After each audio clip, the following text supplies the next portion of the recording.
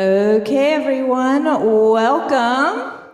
Venerable Robina is on her way, so we can go ahead and get settled in and get our minds ready for the teaching. If you haven't been before, welcome. If it's been a while since you've been here, welcome back. It's always great to see new faces as well as familiar faces. So, what was that? Okay. Okay, yeah, thank you. Donna just handed me this microphone. At the end, we will have an opportunity to offer katas. If you didn't bring a kata, no worries. We have plenty over here. And if you haven't offered a kata before, just watch everyone in front of you and you'll get it. And if there's any questions, I can try to answer those if you have any logistical questions. Okay, so we'll get started shortly. Like I said, she is on her way. Right.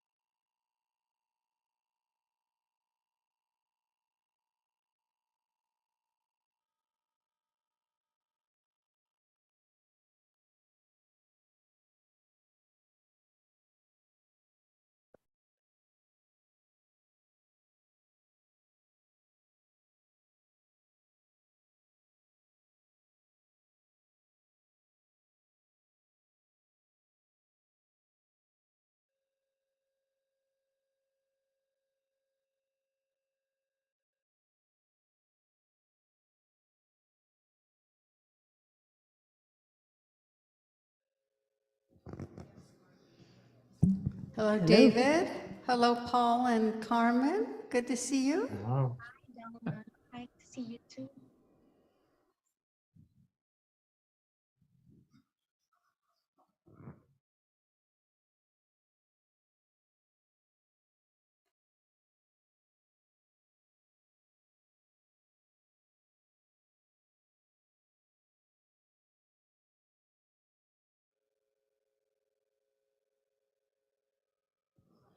Hi, Monica. Good to see you. Hi there.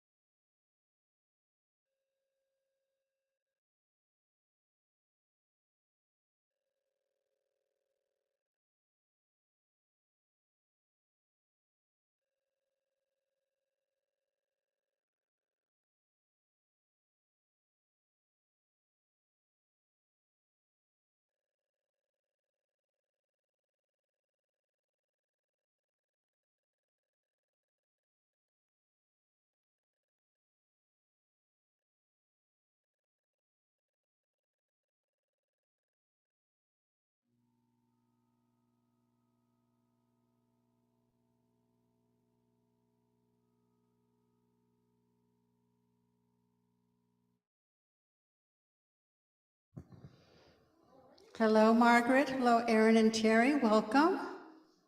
Hello, Kyra. Hi. We expect Venerable any moment.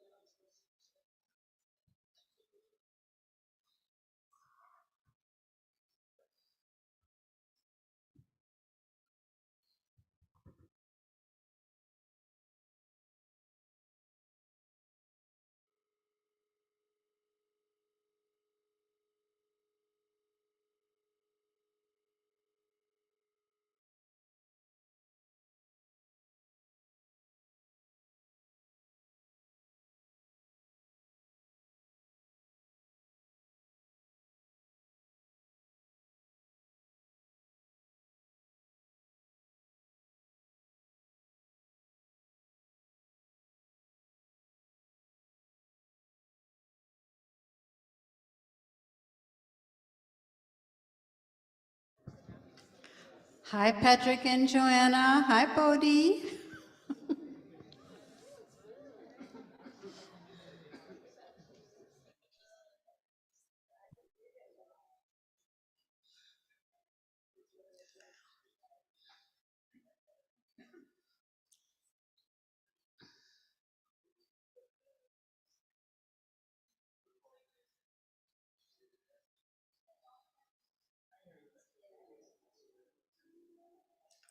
Hi, Dinesh. Welcome.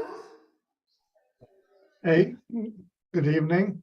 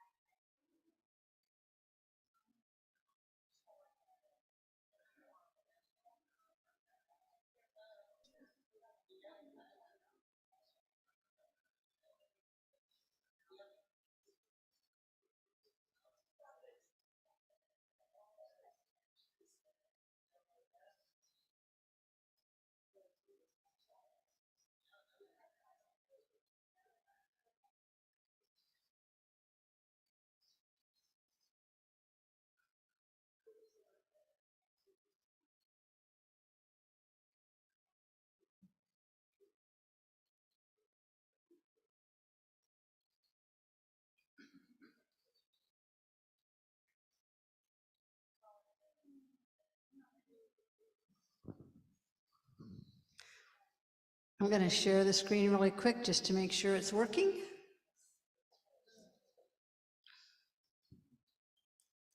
Okay, thank you.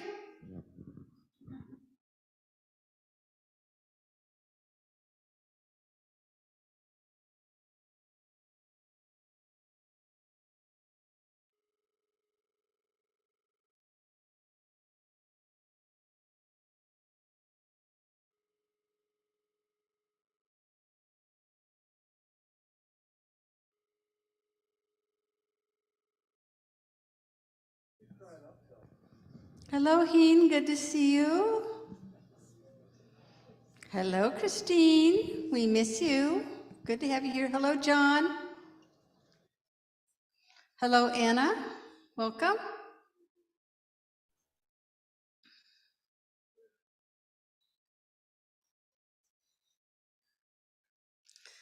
Hello, Giovanna. Hello, Dana. Hi, Linda. Welcome.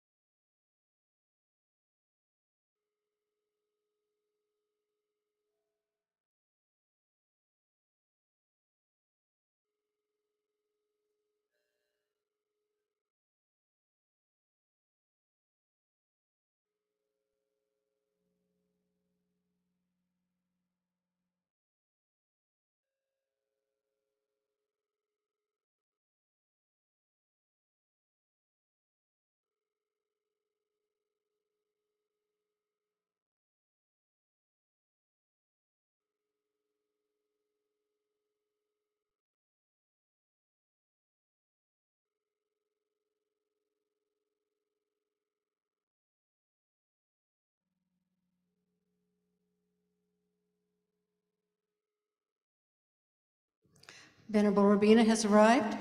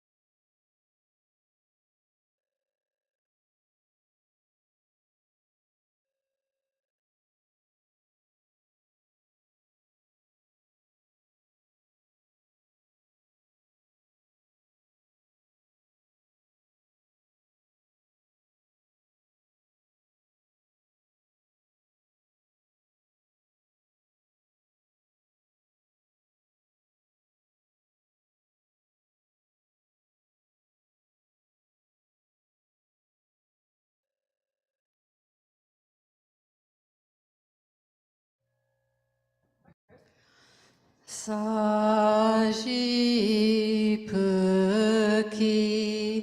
Jukshin Metok Chamri Rablingshi Nidegen Padi Sangye Jingdu Mikte Uwa Idro Kunanda Jingla Chu Parshok Jetsun Lama Tampa Kenam Kichu Kukala Kense Chudzin Tree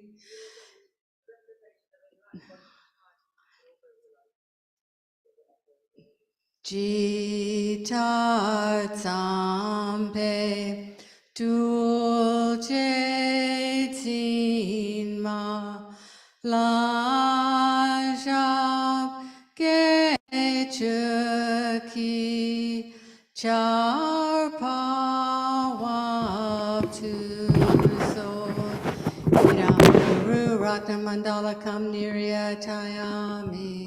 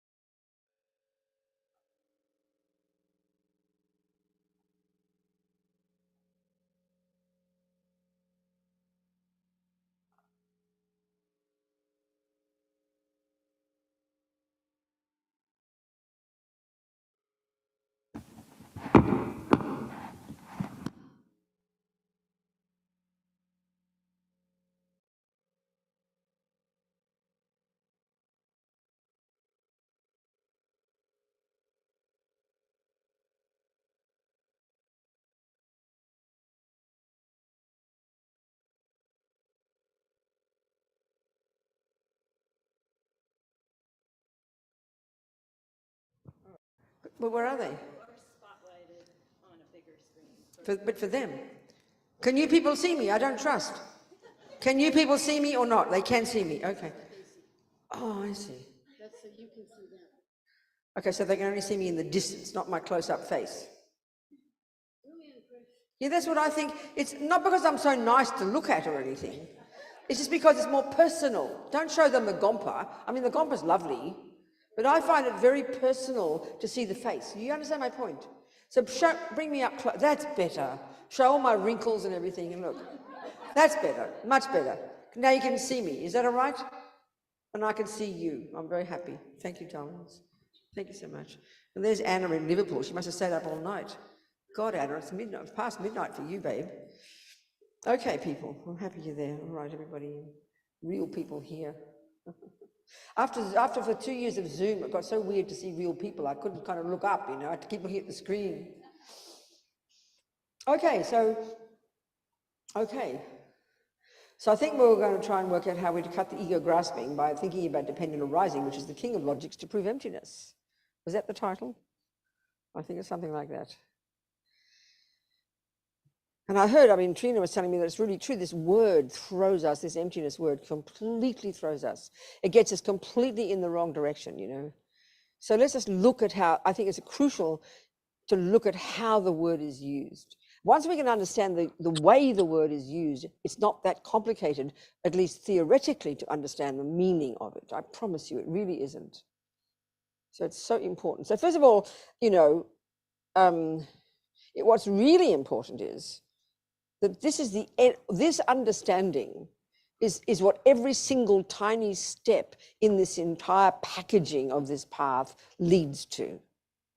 In just the same way, if you start with 1 + 1 is 2, where are you going to end up? You're going to end up, let's say, as a physicist. So everything leads to that. And that is the idea of a gradual path or a course that we do. We still find it hard, I think, to think about a spiritual path like that each thing is taught at a certain point to lead you naturally and organically to the next point, which leads to the next point, which leads to the next point. We really get that when it comes to learning, to bodies of knowledge in our intellectual world or our creative world. You start at the simple stuff and you move through and you graduate as a physicist, you graduate as a musician. And here we graduate as a Buddha, you know. So this path, of course, is internal. Well, all paths are internal. Being a cook is an internal path too. It's mental, and you happen to also end up with a cake.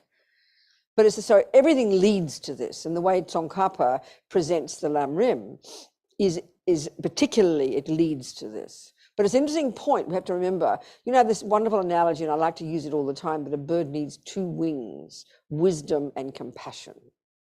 So if you're on the wisdom wing only, you'd be a Theravadan Buddhist, you'd be in Burma or Thailand, and your goal would be to finish the wisdom wing. You don't go to the bodhisattva path, which is the compassion wing. You don't go there at all. So the wisdom wing is the work you do on your own mind at the very first level, junior school, entry level, grade 1, the very first of the teachings that we get in this Lamrim. The essence of this first section is to start to abide by the laws of karma. Now, why would you do that? Why would you, prime your mind in order to be a nice person and discipline your body and discipline your speech and not harm others? Well, the thing that drives all of Buddha's teachings all the way to emptiness is that this mind of ours is full of misconceptions, full of delusions, full of emotional afflictions, and not just the emotional ones, but actual misconceptions at a philosophical level about the way the world is. That's really what Buddha's telling us, why he presents karma at the very first point. Abide by the laws of karma. Don't kill, don't steal, don't lie. Why? Is because the Buddha's telling us that why we suffer is because of actions we have done, driven by delusions that then ripen as our suffering. So basically he's saying, because again, one way of framing this entire path is in terms of stopping suffering. And he's telling us that our actions of our body, driven by a delusion in the mind, are the cause of suffering. So, honey child, he says, if you don't want future suffering, well, please now, at this moment, stop causing it. If you don't want cancer in the future, stop causing it by stop smoking cigarettes. If you don't want diabetes, well, stop causing it, and then please give up sugar. So it's all about don't kill, don't steal, don't lie. Now, this is, the Christians will agree. The Muslims will agree. They also have, a good communist would agree. You behave nicely, you don't harm others. But the reason for the Buddha is precise, and it's fundamentally different. The Christian teaching, what happened? Oh, sorry. The Christian teaching, and this is always a crucial point just to remember, because this is what differentiates Buddha from the Hindus, why he diverged in his own direction from these genius Hindus where he first started. Jesus says don't kill and don't steal and don't lie, just like Buddha. But the difference is huge. I can't stress this enough. It's important, not because it's being critical, it's because you have to understand the difference if you like Buddha's teachings. So that Jesus would say don't kill, and you say, why not, Jesus? Because you should ask. Don't just swallow it whole. You should ask. He says, well, honey, because God says so, because God's will runs the show. So that means God is the boss. There's a being who is the creator, who runs the show, who invents you, and who is the boss and who punishes and rewards, basically. So if you want to go to be with God and you want to be one with God, well, do God's will. Don't kill, don't harm, don't lie, don't this, don't that. And this Catholic priest I always quote this. He said there is some aspect of natural law in that don't kill. Like, in other words, people don't like getting killed. But the main reason for a Christian you don't kill is because God says. I can't stress this enough. And that's incredible if you have a creator and that's your view. You'll live a very happy life by doing God's will. No problem. But this is not the reason Buddha says don't kill. It's got nothing to do with his will. You've got to understand this. This is a very hard one for us because we just hear it as kind of someone sitting on top of us and telling us we're naughty and they're going to punish us if we do it. When we do it, we've got that view very deep in our bones, but it's not the Buddha's view at all. He's not a creator. He doesn't posit a creator. He happens to have found from his own observation that the law of karma, that what we think and do and say is what programs us and brings our happiness and suffering. We're our own creator, as His Holiness says. But so then the first step is, the key thing he's saying that the delusions in the mind are the cause of why we suffer. Why? Because we're disconnected from reality. This is across the board. But the very first level, it was too soon to watch your mind. He gets us to control the servants of the mind, which is your body and speech. So in the very first level of practice, the essence of the first scope of the Lam Rim, the essence of it is the end of it, which is the culmination, is you don't kill, don't steal, don't lie. Why not? Because doing those actions will ripen as your future suffering. So you are the beneficiary of this. So you control the servants of your mind. Now you get the second level, the second scope, now you get to the heart of it. Now you really become a Buddhist and you start to look into your mind and you identify the delusions, these emotional afflictions that lead us up garden paths, And here you start to really work on your mind. And this is the beginning of the wisdom wing. So if you want to complete the wisdom wing, you would then control your body, control your speech, control your mind, live in the vows, you know, abide by the laws of karma. You'd get concentration, shamatha. You'd get concentration. You'd get your shamatha. You'd then control your body. You know, you control your attachment, all the branch delusions, and then you would get with getting shamatha. You would then get to the root of the problem. Use dependent arising as your logic to prove that there is no inherent I, and then you would realize your own. You'd cut the root of suffering, the root delusion, ignorance, maripa. You'd cut the root delusion. First you cut the gross delusions, attachment, anger, and others, the branch delusions. Then with concentration, you get to the root delusion and you realize emptiness, which we're going to discuss. And you cut the root of samsara, and eventually in one life or other, you will have achieved your own nirvana, and honey child, you are out of here and you won't come back. That's the wisdom wing. So emptiness is part of the lower scopes. Emptiness is a Theravadan teaching. Emptiness and shamatha are both Theravadan teachings. They're not Mahayana teachings in their nature. But if you look at the Lam Rim, you'll realize Tsongkhapa doesn't teach them there. He teaches them at the end of the path in the framework of the 6 perfections of the Bodhisattva. It's quite a different way of presenting. So once you've got renunciation, in this first 2, you then go to the compassion wing and you now cultivate bodhicitta. And then now, as a bodhisattva, you bop through life after life after life, perfecting the 6 perfections, the last of which is emptiness. So it's presented in a very different way, and for good reason, you know.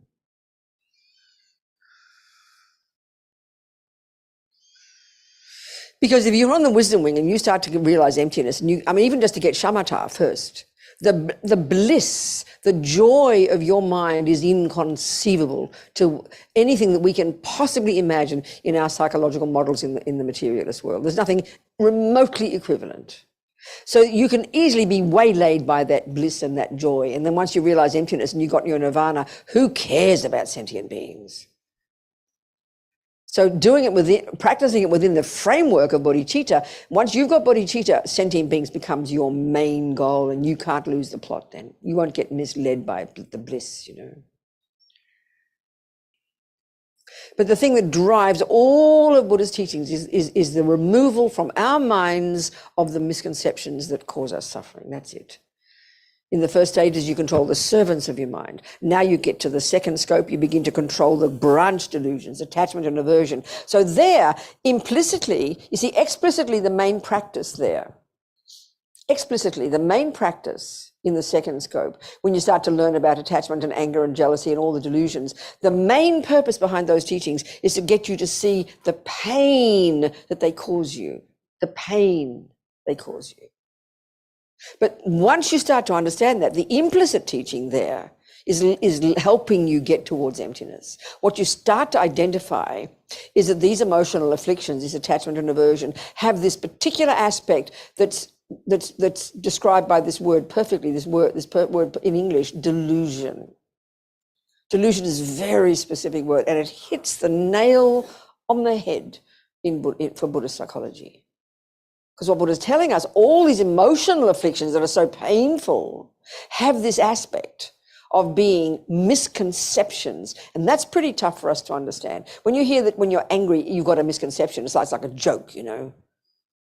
You see a person screaming and having a mental breakdown, you've got a misconception. It's too abstract for us. We can see the pain it is that it's causing, but then it's a misconception. But once we start to get that, then we're really it's leading us to understand the root delusion, how it's the root misconception. And this is the key thing in Buddhist psychology. This is not how we talk in the West at all, you know, to understand that we've got in the mind misconceptions. It's such a curious idea that this is why we suffer, you know. I mean, who would have thought you suffer because you've got misconceptions? You thought you suffered because of your boyfriend or something, you know, mistake. Well, he plays a role in it, but he's not the main one. That's the point. And this is Buddha's deal, you know. So all the misconceptions, so you've got the root delusion known as maripa, ignorance. It's the root delusion, such that when you uproot that's the realization of emptiness, when you've perfected that one. And that's then the realization of your own nirvana, your own liberation from suffering. You're out of here, you quit the suffering now. And then the branch delusions, You know, there's the three poisons, aren't there? There's the ignorance and the root one. You can say the root delusion, ignorance, which gives rise to attachment, which gives rise to aversion. Even understanding these three, you have a powerful understanding of Buddhist psychology and therefore Buddhist practice, you know. But the key thing about this delusional component is once we understand this, we're really on track with Buddhist psychology. So we can see it with attachment. All the delusions have the same characteristic. All the delusions, whether the root or the branch ones, have the same characteristic. As Lama Zopa says, you know, they,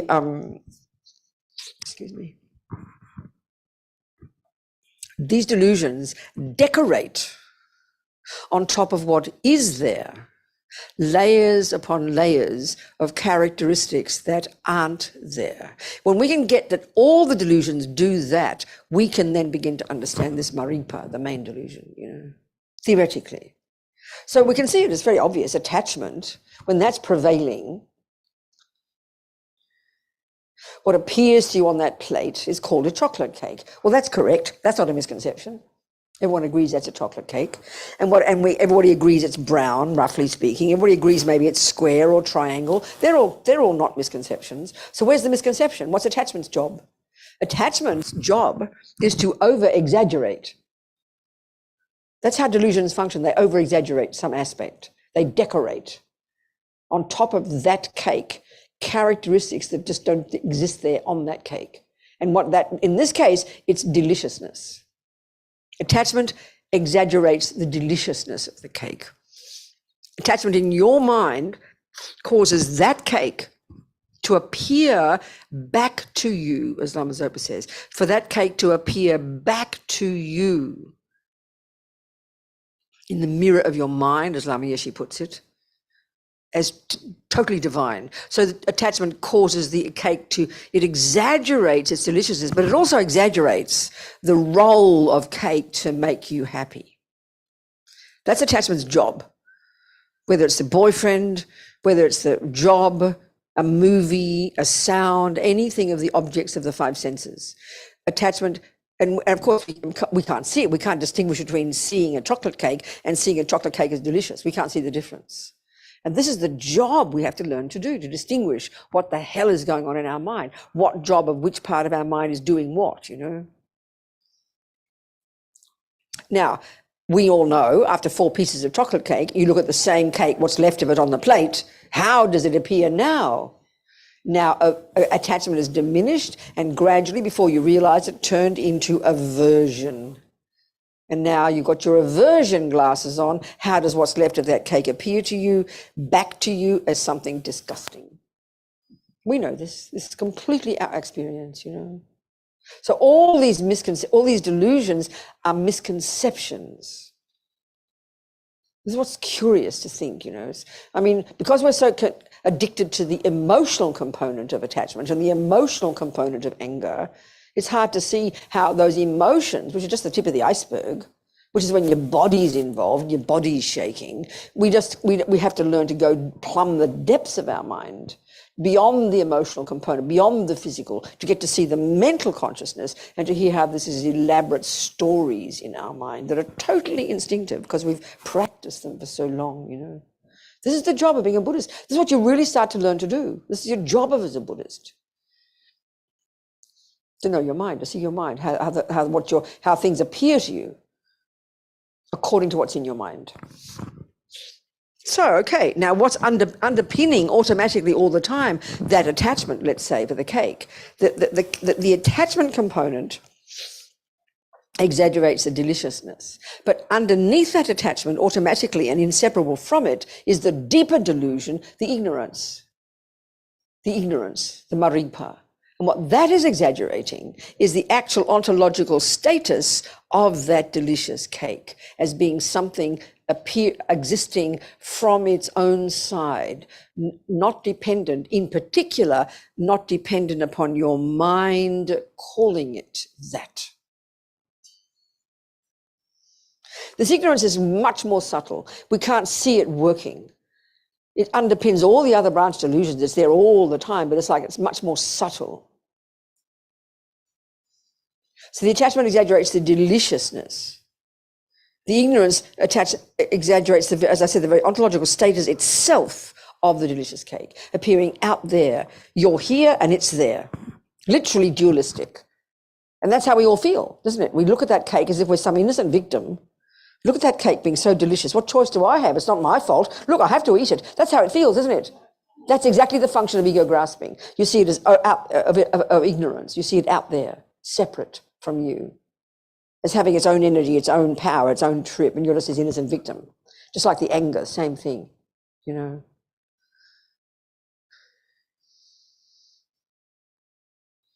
So all Buddha's telling us is very simple, that for all of the delusions, all the stories of all of the delusions, not just the root one, that what they're telling you, what they cause in your mind, what they cause to appear to you, what they cause your mind to believe is there, isn't there. That's all. He's saying those qualities aren't there. The deliciousness is not in the cake. The intrinsic nature is not in the cake either. So that's all emptiness refers to, is something is not there. For all the delusions, you can say it almost, you know. So the way we use the word in daily life is very easy, it's very simple. You know, I have my cake in my cup, let's say, and I'm about to drink. I go like this, you know, I'll go like this. Oh, my cup's empty, I'll say. This is a really good way I use this example, but it's a very good one. We'll say, my cup is empty. And I'm surprised, right? You do not walk into the, I always say the word crockery. We call it crockery in Australia. What do you call this stuff? Cups and saucers. We call it crockery. What do you call it? Well, China, that's a term we all use too, yeah. Never mind, the crockery. You don't go into the China shop, the crockery shop, and say, oh, mummy, the cups are empty. There's a really good point. Why don't you say that cups in the shop are empty? Why don't you say that? This is get to the point if you answer it right. Why don't you get surprised when you see the cups are empty in the shop? Because you don't expect tea to be there, was another way of putting it, isn't it? But here I expected tea, didn't I? But if I didn't expect tea, I wouldn't say my cup's empty, would I? So this whole business about emptiness is a very interesting point. It's completely rooted in an expectation. The only reason, if you look in your bank account, you know, and you see this, if you have no expectation, you ask me to look in your bank account and double check what's there, and I'll tell you the truth. But I have zero expectation of anything, so I'll just tell you what's there. It's the truth. But let's say you are expecting $5,000 to be there. Do you understand? You're expecting $5,000. So you'll go, oh my God. You won't simply go, oh, well, there's no, you know, you won't say, let's say it is in fact $0. Let's say there's $0, and I'll just simply tell you there's no dollars in your bank. But you see the zero. You won't say, oh, well, there's no dollars in my bank. You'll say, where's my precious $5,000? What you're going to be seeing is the absence of $5,000. Would you agree with that? It's an abstract concept, and it's only going to exist in the mind of the person who expects it to be there. Do you see my point? The only person who's going to say my cup is empty is a person who expects something to be there. The only person who says see, I don't shout any less. I shout just as much with my earphones or not. In fact, I sound even louder to myself with my hearing aids on. So it haven't fixed that problem. I just thought I shouted because I couldn't hear. It's not true. I just shout because I shout. Are we getting somewhere here? This whole idea, and Lord Buddha is exactly the same with his emptiness. So we'll talk about what he says is not existing there, and then we'll go into how to get that. What he's telling us is that especially when it comes to the I, the emptiness of the cake, the emptiness of I is the same. But what he is saying is when it's like the I, that we think there's a certain kind of I in here. We assume there's an intrinsic I. We'll go into this in a minute. So the I that we cling to, Buddha's telling us simply doesn't exist. It's not there. The I that we think is there isn't. So we have an assumption of an intrinsic I.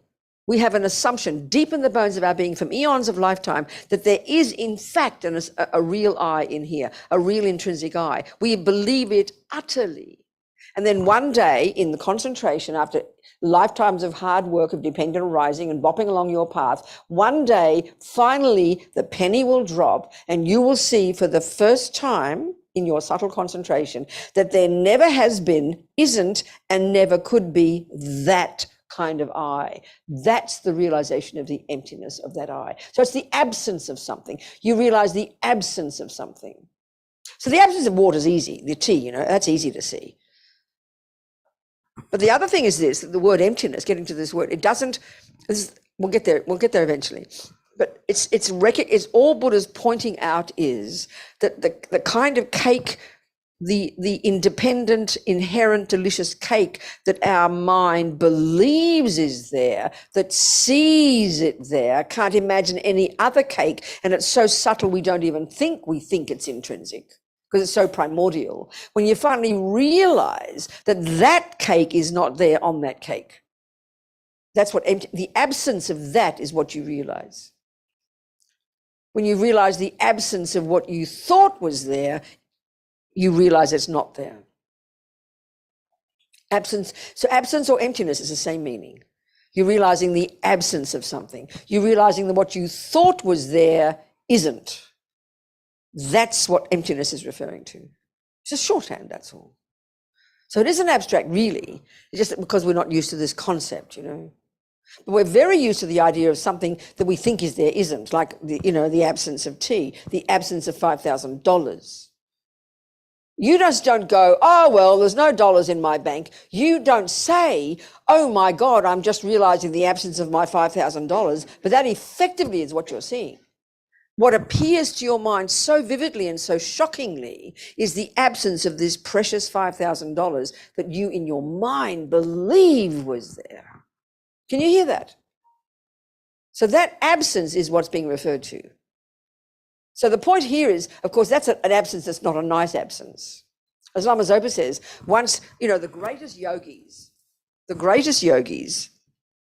when they realize for the first time there never has been, isn't, and never could be the kind of I they've thought since the beginning of time that there was there, an inherent one, an intrinsic one existing from its own side. Once they realize that with absolute certainty, they said, for him, he said, it's the most blissful joy. Even the slightly lesser yogis have the worst fear you can ever imagine when you realize it. It's a good fear, So realizing the emptiness of something, in Buddha's case, implies already in the mind a primordial misconception that believes in something that Buddha tells us never has existed, couldn't exist, and doesn't exist. So to see that mistake is pretty subtle, and it can be so misunderstood, So emptiness or absence is referring to what your mind cognizes. You cognize. So, like a nice absence would be, let's say you go to Robbie and he tells you got cancer. So you go home, you're devastated, you start to say goodbye to your husband, you start to realize you can't get any treatment, your whole world changes, and then suddenly you go back one day, he says, I'm sorry, I gave you the wrong x-rays. So what you'll just realize at that moment is the absence of cancer. Can you hear that? And look at the relief and the delight. What you believed was there, which was cancer, actually was never there. That's all absence refers to. That's all emptiness refers to, is your recognition that the thing you thought was there isn't there. Can you get that concept? That's all it's referring to. It's just that the thing we're discussing here is quite subtle, that's all. Absence of cancer is easy. Absence of tea, absence of $5,000. So another whole way to get our head around is this idea, when you study first Buddhist psychology, Buddhist philosophy, you learn all the different terms that are used to refer to that which exists. Because one way of saying the entirety of what Buddha is telling us is he wants us to get in touch with that which exists. Right now, because of delusions, we're living in la-la land and we're cognizing things that quite literally don't exist. We're believing in cakes that make us happy. We're believing in boyfriends that are super divine that'll cause us happiness. We're believing in things that cause us suffering, all out there. He says we've got misconceptions. So we're not in touch with reality. And that, he says, is why we suffer. This disconnect between what's real and what we see is massive. And so what we're trying to do in our practice is gradually deconstruct, break down those misconceptions, close the gap between what appears to be true and our cognition, to bring them finally to the point where we are in touch with that which exists. That's what you're like when you finally achieve Buddhahood.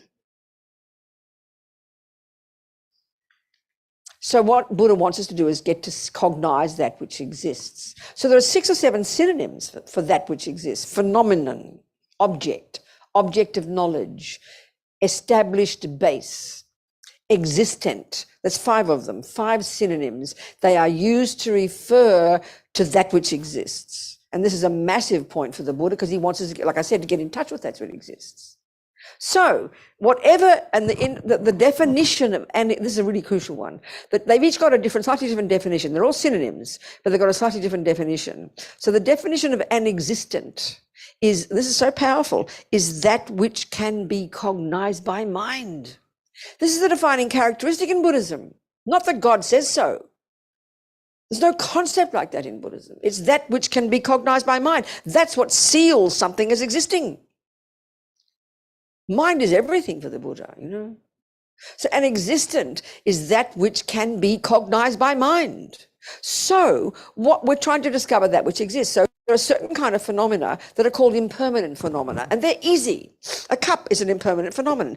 We can see that. So how do you discover whether it exists or not? And this is a really powerful concept. You've got to have an agreement. So you've got to define it. Well, mummy, what's that? That's called a cup, darling.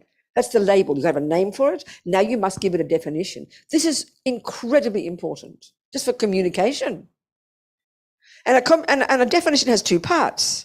The first one will tell you its conventional characteristics. It's, well, she'll say to me, sweetheart, it's that flat-bottomed clay container. Can you see? And I'll say, yes, I can see. That's that.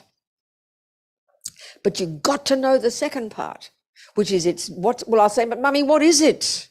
What's its meaning? What's its job? What's its function? This is massive. That's exactly, that tells you what a cup is. Oh, sweetheart, it holds my tea. But don't just believe her. She's got to prove it to you. So she'll get her tea and she'll pour it and you will see it fits the definition. It holds your tea. But still don't believe her. You've got to then check up in our conventional world that there's no other definition of that phenomenon that contradicts that. Then pretty much now you can shake hands, you all agree, that's a cup, and now we can begin to discuss. That's its conventional nature. Now look at the world. We're not even in touch with things that are existing conventionally. We're living in la-la land. I mean, the conspiracy theories on this planet at the moment. We're not even in touch with conventional reality. Forget ultimate. But you can't get to the ultimate until you get to the conventional. So if we can all be in touch with conventional reality, which is the lamb rim up to emptiness, Buddha's giving us his view of how things exist conventionally. Karma, impermanence, compassion, the mind. They're his nuts and bolts of how the world exists conventionally. You'd be a blissful person already just getting conventionality clear. Are we communicating? Then you realize the ultimate nature of those conventional things.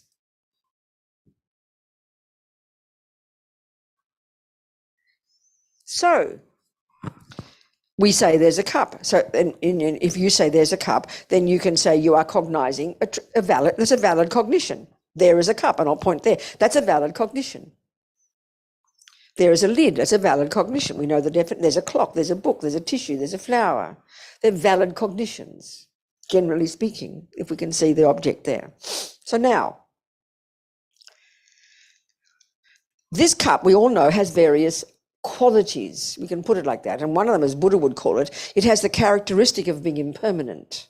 And we can prove that. You break it and you prove that it's got the but this is not how we just say it's breaks, we'll say. Well, that's proving. This cup has a quality of being impermanent.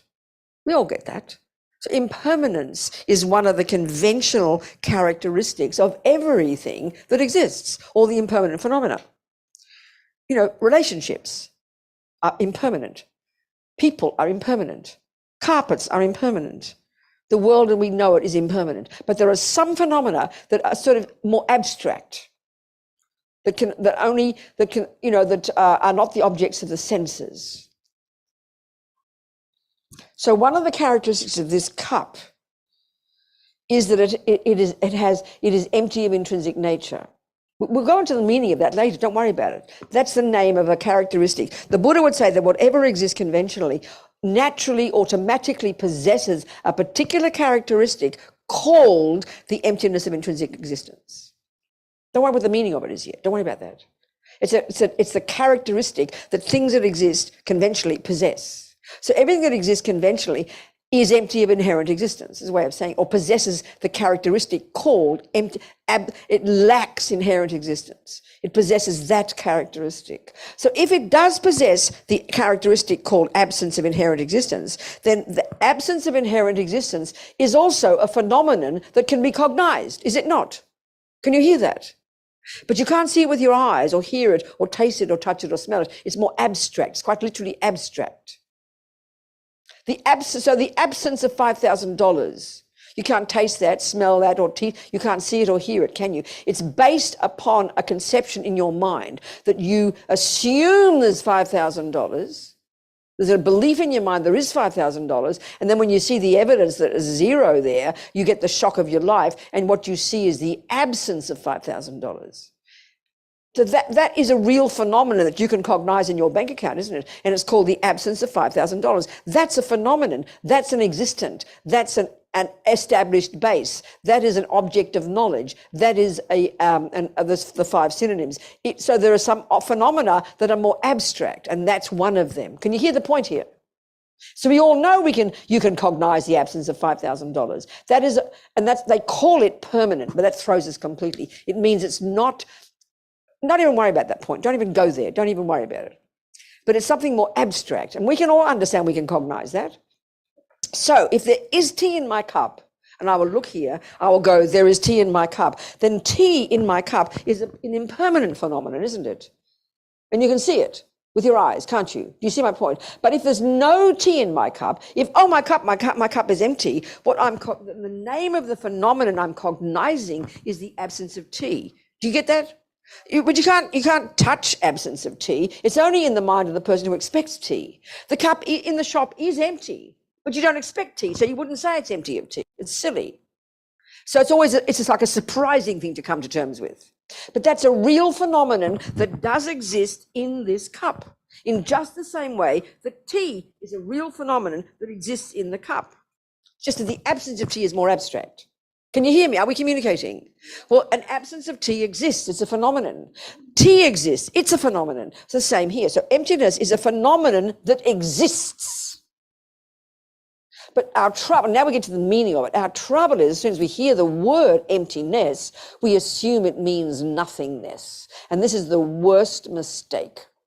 This is falling into the abyss of the great mistake, as Tsongkhapa says, which is why he always asserts and why Buddha wrote this beautiful, poetic praise. Tsongkhapa wrote this beautiful poetic praise of Lord Buddha for his beautiful teachings on dependent arising, in order to realize emptiness. Because when you have the two truths, dependent arising, emptiness, conventional, ultimate, and you have them together, this is the perfect way to not fall into the abyss of the great mistake, as Tsongkhapa says, Because it's easy to hear when we hear the Heart Sutra, know this, know that, know that, know this, know that. Oh, well, there's no this and no that. Of course, it sounds like there's no this and there's no that, But it's a mistake. It's more subtle. It's more nuanced than that. So that's why we've got to learn the words and get them clear first. This idea that the emptiness of intrinsic existence is a characteristic that does exist, as Avazo puts it, on every conventional phenomenon. It's the thing that defines all phenomena, their absence of intrinsic existence. So this is the very point here that Lord Buddha is telling us in the Heart Sutra, which is telling us how you can't have nothingness. There can't be such, it just is an absurd idea to think it means nothingness. As His Holiness says, things aren't empty of intrinsic existence or the I, we're going to go into this one, the I isn't empty of inherently existing because you can't find it. That's not the real premise, he says. I is empty of intrinsic existence because it's a dependent arising. So as Lama Yeshe puts it, dependent arising is the king of logics to prove the ultimate one of emptiness. It's the best kind of way for the mind to get hold of it without losing the plot. So as Lama Zopa says, when you realize the emptiness of the cup, let's say, or lid or envelope, it doesn't matter what, when you've realized that from the side of the conventional cup, there's not one atom of anything that makes it a cup, that there's nothing from the side of the cup, that it's empty of intrinsic existing as a cup. Once you realize that, it's as if there is no cup, but dependent arising, there is a cup. But what does exist is so subtle, it's as if it doesn't exist. I mean, this is like a yogi's way of putting it, so delicious. It's like there is nothing there, but there is something there, but what does exist is so subtle, it's as if there's nothing there. So it's a really tasty way to put it, It's not just being clever. So the use of the word, it's emptiness of something. We can get that. The absence of something you thought was there. It's not being clever like, oh, well, there's no elephant in this room. No one thinks there was in the first place. If you thought there was an elephant in this room, then the thing you would realize once you walk in the room, oh, there's no elephant. You just realized the absence of an elephant, didn't you?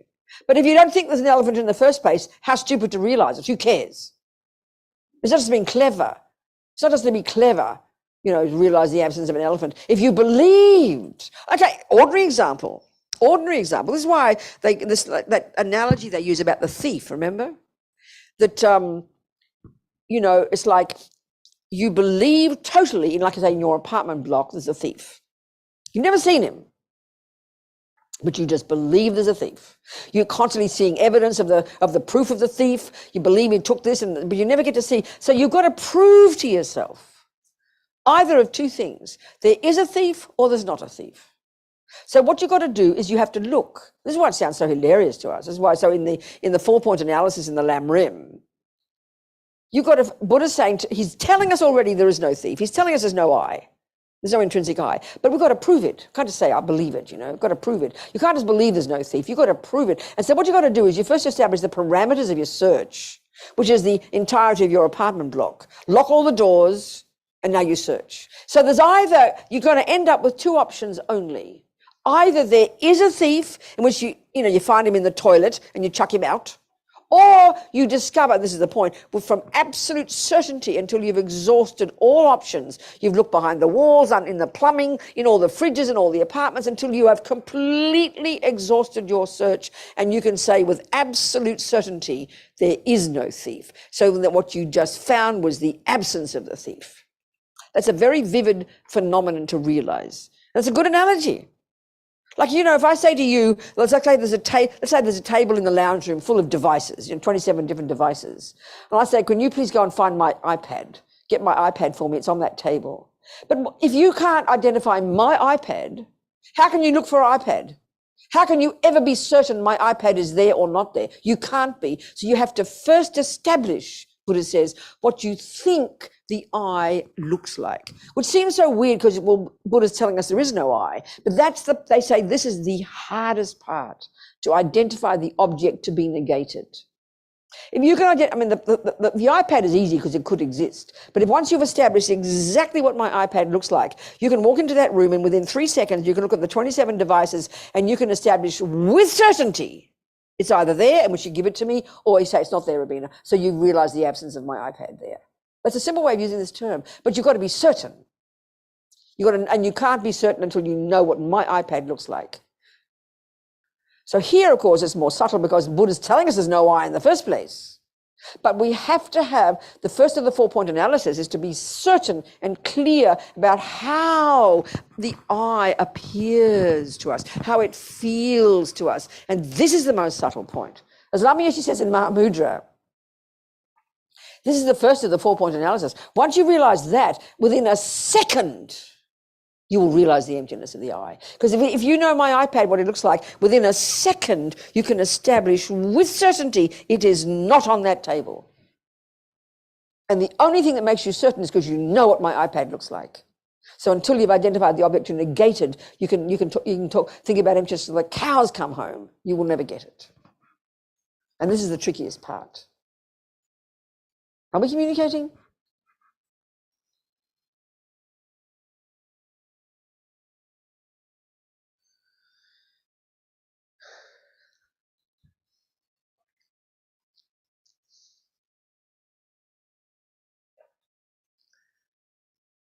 And this is why if you start at the middle scope and you start to lessen attachment and lessen anger and lessen jealousy, already you're priming your mind to realize emptiness. When you're calming down all the extreme neurotic emotions up and down like a yo-yo, and you become a little bit more steady, a little bit less believing in the delicious cake, a little bit less believing in the ugly ex-husband, you're already becoming more stable. You're already removing the layers from your mind of all the nonsense that have been dragging you from pillar to post. So you're moving towards realizing emptiness, which is the subtler delusion underneath the grosser delusion. So don't think, because we all just want to leap into emptiness, but you can't. You've got to do the first part first. Control your body and speech, control the delusions, and that's priming your mind to get you ready. And then getting bodhicitta will never get you emptiness, but it will get your mind ready. The more you have bodhicitta and have compassion and love for others, you're already chipping away at the I, You're loosening the grip. But each of them is quite the methods that are specific to get you compassion and love and bodhicitta, and then there are the methods that are specific to getting you to realize emptiness. Each will not do the other, but they each help each other. There's no doubt about that. So the absence of something. We talk about it all the time in our lives, but we don't join the dots, The absence of something is only cognized by the person who expected something. It's a really interesting point. If you don't expect, the tea in the cup, you would never get a surprise and go, oh, my cup's empty. You would never say that. You'd just see a cup and be happy. It's so obvious. So if you never had a view of an intrinsic I, you'd already realize there's no I there. So it's just a given for you, who cares?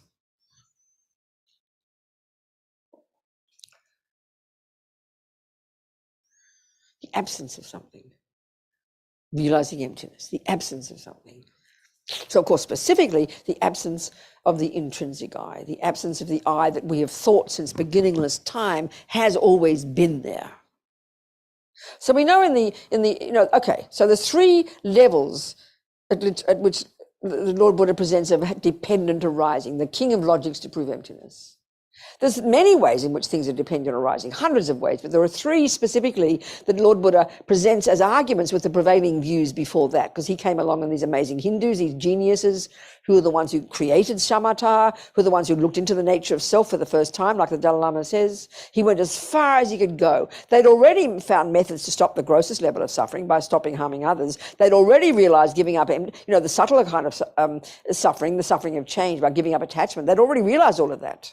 Buddha went as far as he could go, but they didn't get as far. He said they still had a view of an intrinsic I, even at the subtlest level of their samadhi. So that's where he diverged in his own direction, specifically in relation to his own direct experiential findings about the nature of self. So let's look then at this phenomenon called self. So the word I, the word self, the word person, me, they're all synonymous. They're all terms that refer to this kind of phenomenon. Lid is what refers to that. Cup is that. Cloth is this. This is a person. You're a person. So the broadest way to say what a person is a being who has a mind. But it gets a bit tricky because there's sentient beings and then there's non. So the Buddha is not a sentient being. They call him, he's an enlightened mind. But he's also a person. So technically the definition of a person isn't a sentient being. It's a slightly used different way. But in general, we are a person, a mind possessor. And we're not an enlightened person, okay? So person or self or I are synonymous. Now, the three levels of dependent arising. Buddha tells us that the first level he argues with, and I'm conflating these views a little bit, but we'll just say them generally.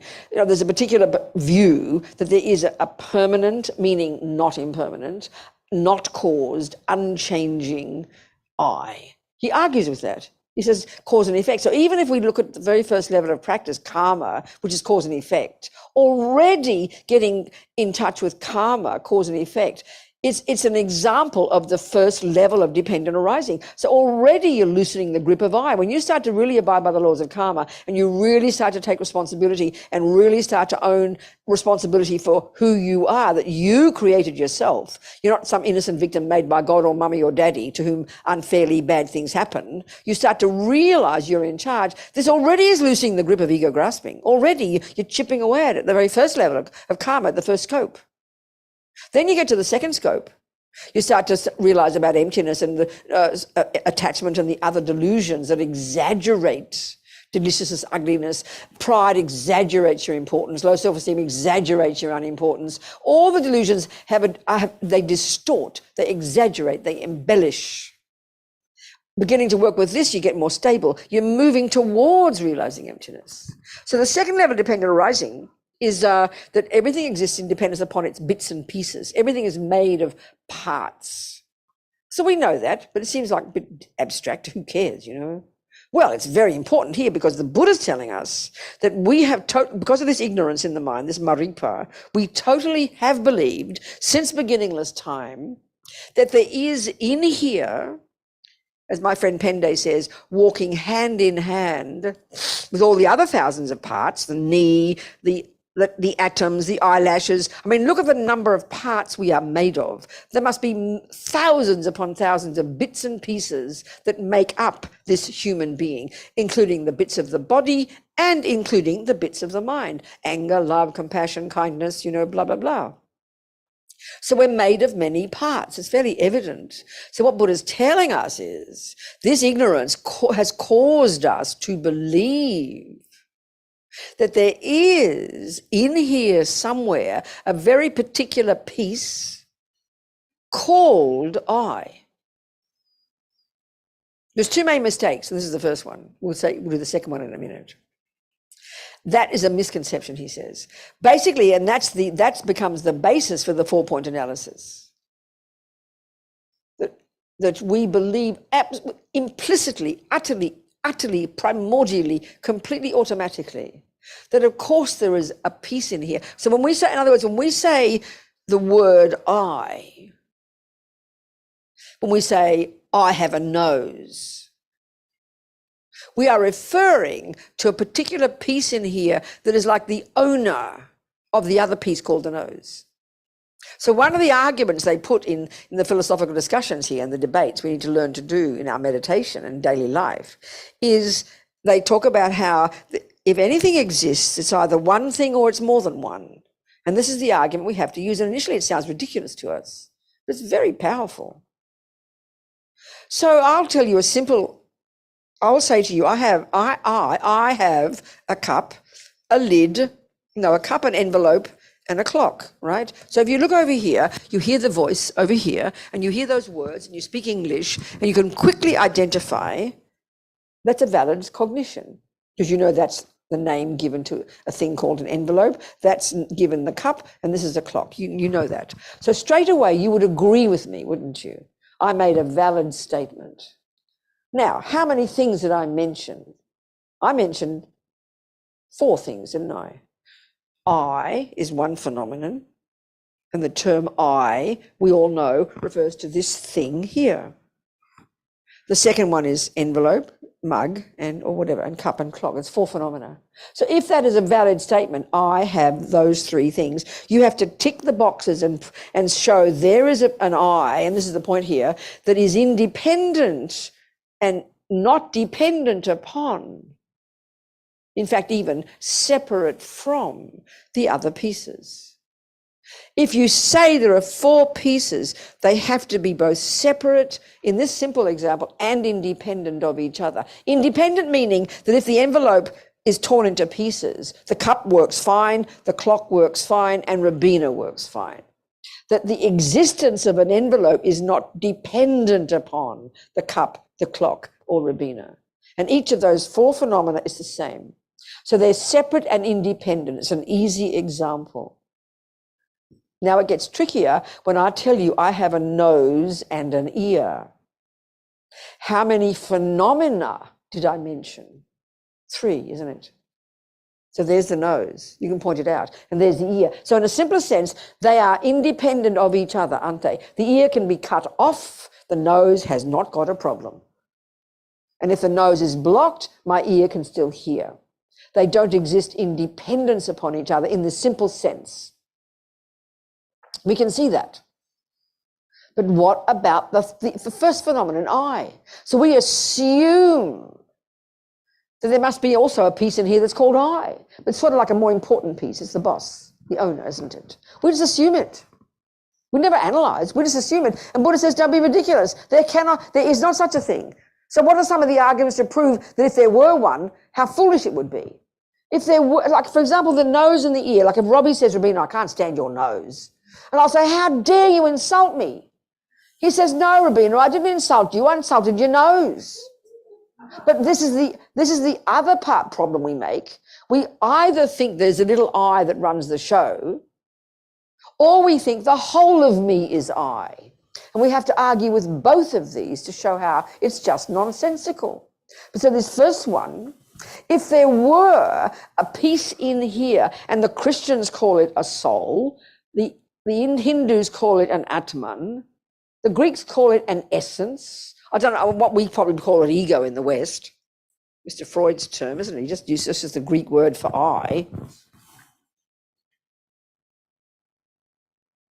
If there were an owner in here that is independent of, separate from the nose, the ear, and all the other thousands of parts, if there were a piece in there called I, and when Robbie says, I think your nose is ugly, then the I would go, oh, phew, I'm glad Robbie didn't insult me. Poor old nose just got insulted. But that sounds like a joke to us, isn't it? But it's logically true. And we believe there's an I, sort of around here, isn't it? All Buddha's telling us, Robina, sweetie, petal, beloved, it doesn't exist like that. There isn't a piece in there called I that we assume has to be there, and we assume it has to be the one that runs the show, and it kind of checks everything, you know, because we all say, I am holding a cup, I am holding an envelope, and we assume the I is making sure the hand does a proper job. But it's like a creator concept. It's the philosophical view of a creator, and really it's a conspiracy theory, with not being rude. It's a conspiracy theory. There's somebody who runs the show. Nobody runs the show, Buddha says. You don't need to run the show. Sentient beings do fine creating their own mess. And luckily we can create our own happiness. And so same in here. The bits and pieces don't need a boss. This is so shocking to us. If you want a boss, it's the mind. That's for sure. But, you know, because the I is made up of body and mind, isn't it? There's a mind and a body. And if the mind's gone and you're dead, you're no longer an I, you're just a bit of flesh. So the I is the name, this is the subtlest one. I, or Robina, it doesn't matter, are the names we give to those parts. So first of all, the grossest level is I is existing independence upon causes. And when you start to realize that, you get less self-pity and you start to grow up. Then you start to realize that you're not going to find a separate piece in there, the little I that runs a show. You don't need a boss. Then it leads you finally to the real realization that because there is an I,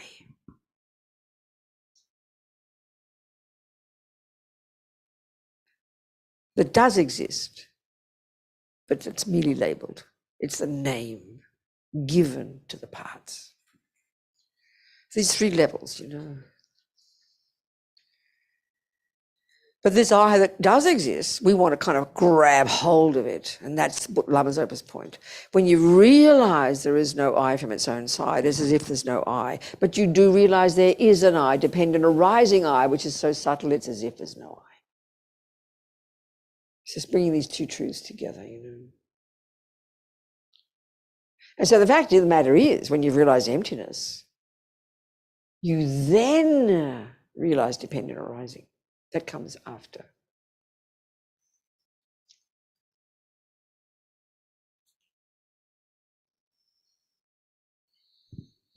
Any questions, people?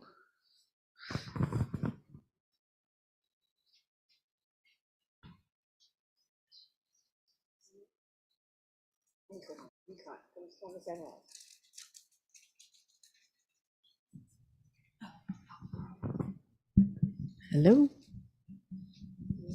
Shall we just jump in with question? Hello, Robina. So glad to hear you here with us. Thank you for coming. So I missed it. What is the third level of dependent arising? Merely labeled. Merely labeled. So causes, karma, causes. Karma for the person, but causes in general, cause. Everything exists independent upon causes. Venerable, you need to Exists use independence upon parts, which lead you to realize that things exist in dependence upon the mind labeling it that. Merely labeled is the third one. That's the Okay. conclusion you come to. Finally, that's the conclusion. You with me? Yeah. Thank Okay, you. good. Mhm. What else, people? Anybody on Zoom? Yes. Good. We have one on Zoom. Good, sweetheart, go. Is the dependent arising of I and the causes and conditions for me to be created that led me to realizing emptiness? Or is it my impermanence that makes me empty of inherent existence? Okay, so impermanence is a grosser level of existence. So impermanence is not a logical reason to prove emptiness. Everything that is empty is not necessarily impermanent. That's the interesting point, because there are type of phenomena, now we have to discuss it. There are sort of, like emptiness is an example of a phenomenon that's not impermanent. And it sounds very weird and abstract to us, but it means it doesn't change from moment to moment. It means it's abstract. So Alex Berzin uses that term for permanent phenomena as abstract. And it's very clear that the absence of something is pretty abstract. So what's the first part of the question? I think it sounded like a bit double, but say it, read it out again. Okay. Is the dependent arising of I and the causes and conditions for me to be created? Okay, so go further. So they're the same thing. Dependent arising of I and causes for me are another way of saying the same thing. Okay. That led me to realizing emptiness? No, not at all. What led you to realizing emptiness is if you haven't studied it and thought about it. That's all. Don't make it complicated. And then the next part is, or is it my impermanence that makes me empty No, of inherent impermanence does not make you empty. Impermanence is a realization we need to get, but it comes before realizing emptiness. It's not a logical reason to prove emptiness. It's not enough. To realize impermanence is pretty good, and it can lead you to emptiness, but it's not it doesn't lead you directly to emptiness. And dependent arising is another word for causes and conditions, and I and me are another words for each other. So the reason you realized emptiness is because you used your intelligence and thought about it. So keep it more simple, I'd suggest, whoever asked that question. And Chopel, I'm not sure if I'm saying your name right. Chopel, You can okay. go ahead and unmute and ask. Yes, darling. Who's got the question? Hello. Hi. Some concerns about the blurring of lines between dependent origination, emptiness, and causality. Sorry, would you start again? What's the concern, Chopel? The blurring of lines between emptiness, dependent origination, and understanding causality, because The blurring of lines for example, between what? Rinpoche was very, very clear that the mere Who was clear? Who was clear? Rinpoche, Lama Tsongkhapa, was very Okay. clear that the mere negation was not emptiness. Right? The mere negation of something is not emptiness. So go on. So where's the mistake I'm making then? So- What's the mistake I'm making, The Chopel? mere negation is not emptiness. So you were saying the recognition of your own mistaken habits and the mistaken ignorance, right? But simply, What am I? Sorry, no, you got to speak more slowly, Chopel. Can you say clearly what I'm saying? it sounded like you were saying that recognizing your own mistaken habits through Recognizing what? your own mistaken habits and your own mistaken thought process by analysis, subsequent analysis, and by reasoning and all this stuff, right? It's supposed to undo it in some way. But what I'm Undo saying what, is- Chirpal? I'm really not, I'm very confused. Please forgive me. I want to understand your points very clearly. It So sounds what is like what the you said mistake? is the recognition of a wrong view So is give an tantamount to example erasing of the this wrong view. recognition of a wrong view that you're suggesting I'm saying. What is it I'm saying? Belief in a self, right? And that's Sorry, what? belief in a self to whatever extent that's negated through a view of selflessness. Believing in an independent intrinsic origination, I is a emptiness mistake of in my more mind. substance, right? No, Chirpal, you really have to go slowly with me each step of the Sorry. way, making very The broad belief in a statements. self that's negated more subtly through understanding causation, understanding dependence, understanding emptiness. That view of a self, however it exists, however it's negated, right? I'm really not following you. I'm so sorry, Chirpal. You got to be, can you make more points more simple, one step When at you a were time? talking please? about the object to negate, right? Identifying the object to negate. Well, that's a different discussion. So if that's what you want to talk about, please discuss it. It's not a that was- different discussion because I beg your pardon, Chirpal? it's not a different discussion because in the Well, context can we be here- precise? Because there are many points you've made.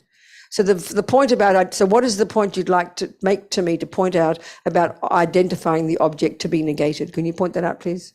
What's the So, point you'd like to make? okay, well, okay. First of all, like I said, Jerome Boucher was very clear that a mere negation is not the emptiness. you're Okay, talking you said about. that already, but now let's go to No, this point you just made So simply- about so identifying the simply observing- object to be so negated. Simply observing your own mind, discovering the mistaken pattern of it, does not mean that you're endowed with the antidote to it, and does not It mean is- that is endowed not with saying what, civilizations. Chirpal? That's the opposite of. Chirpal, you really have to say one thing at a time for me. I'm very sorry. Could you please make that It's point almost like again? there's What is, something- kind Huh? of- Sorry. okay. what's your problem, Chirpal, with what I'm sure I make mistakes. I'm Can you really point out trying to each speak. one at a time? Can you point out one at a time? You've pointed out many. Can you go one at a time, please? What's one of the first mistakes? Trying to establish a chain of thought, right? I beg your pardon? I'm trying to establish a chain of thought, right? No, I need one fact at a time. Keep Okay. it simple for me. Okay. What's your first So, pointing out of a one, mistake? Mere negation is not emptiness, right? General Boucher was very clear on multiple occasions that mere negation. Well, I never use those words, so I don't know what you're telling me. So you agree that's the case, right? I've no idea. So go on, keep going your point. This is strange. I don't know, Chirpal. So it What's sounded about- like it sounded like what you said is the discovery of your own wrong view in a correct manner, right? The correct discovery of your own mistaken view is in itself liberating from that wrong view. I didn't use any of the words you're using. I don't know the No, language you're no, using. I'm not. It's not using how the I'm same words, talking. But do you understand that different words can express the same? Well, I'm not so sure I can understand, Chirpal. So I need to know your main point, please. Okay. Were you expressing that the recognition of a mistaken view is sufficient to remove it? I don't think I said those words. I'm saying we're trying to establish, for example, if we take the point, the first of the 4-point analysis, you have to establish what you think the I is, and then, which we didn't go into, you then have to look, then you have to search for it. So you had a problem with the object to be negated. What was your problem with that? Right. Well, I mean, this is mixing up the order of I was trying to lay it out, but I see. I mean, on the other side of it, there's this warning about not falling into negating too much, but it sounds like we've just reified a lot, right? So We've done what? We've reified quite a lot in the process of this, right? And You're expressing losing me. emptiness So I'm as so an sorry. antidote. Chirpal, you're saying too many things. Maybe you're too clever for me. I It's can't almost understand. like there's some other sound happening while I'm speaking. What? What, dear? Can you please let me say what I'm saying? Maybe it would be clear. Well, okay. I'll let you say it one more time. The whole thing. Let me and try please- because I think there's a misunderstanding that came from this and possibly mine. So let's Okay, try. so please tell me the point where the mistake I've So- made. Say it again. One of us has made a mistake, but this is why I'm trying to be clear. So neither of us walks away like this, right? So in the process of identifying, experiences are created through mind, through experience, through causation, right? The ordinary appearance that we believed in starts to diminish, right? Is that recognition sufficient to overcome the obstacle? And if not, what additional steps have to be taken so that you understand that in the context of dependent origination? Because that All the words not I your can't understand your words. I'm afraid you're losing me, Chirpal. Maybe you come from I don't know, maybe you've got another whole level of reality of understanding Tsongkhapa. I don't know, but I can't understand your words. So I'm really sorry. You have to give up on me. I don't understand your point. So sorry. I'm so sorry. I can't answer you. I only can say what I've said so far. And the essence of what I was saying is that Buddha's telling us we have a misconception in the mind called marigpa, and that misconception believes in an intrinsic I, and he's telling us that intrinsic I doesn't exist. And by using the logic of dependent arising is the method to prove to us the emptiness of that intrinsic I. Right. That's what I've been What I'm speaking. asking is whether knowing that removes the affliction. Well, of course it would. When you finally This know is what it I'm with saying. absolute certainty as So a non-conceptual state of mind and the subtlety of samadhi, well, of course it will. There's no This is what doubt I'm about saying. it. So you're saying just identifying the wrong object correctly. I didn't say enough that. to I've remove never the- said those words. You keep repeating those words. I never said that. You first establish conceptually the words, and then through experience in samadhi, you get the direct non-conceptual perception of it, and that's the realization of emptiness. And it comes from the realizing you start with the concept, and it leads to the non-conceptual. That's what I've been saying. So is that mistaken for you, This Chopal? is not Jerome Pache's presentation of dependent origination. Isn't it? Oh, I'm very sorry. And We better Chandrakirti come. said those Well, we for need to go to your classes the instead view of of mine. emptiness. Very sorry. The view of emptiness destroys samsara. For those whose view is emptiness, there is no cure for samsara. Jerome Pache I beg your pardon. Say that last bit again. Chandrakirti said, the view of emptiness destroys samsara. For those whose view is of emptiness, there is no escape for samsara. Jerome Pache quoted this on numerous occasions. Okay, good. Well, then they better invite you to come and teach them the right things. And I'm very sorry to mislead you all. So Chopal's telling me I'm completely speaking the wrong view here. So I'm very Is sorry. the I you were discussing? I beg your pardon? I beg your pardon, Chopal? Nothing. What did you say? No, What did no, you no. say? It's your show. It's your show. You have fun. Well, I'm sorry. I mean, you better I think you better leave. It must be so distressing to hear me say all these wrong things, Chopal. So please forgive me. I'm sorry, I mean, people. in You the better context check of what- preserving the Mahayana, it's quite distressing. Yes. I beg your pardon? In the context of preserving the Mahayana tradition, this should be a very easy discussion to have, not like this. Okay. It's okay. I'm sorry to people. So you better check up on me This is extra the I you careful. wanted to talk about. Right? Thanks, Chopal. I'm so sorry. I'm very sorry. Thanks for pointing out the mistakes. Thank you so much. Yes.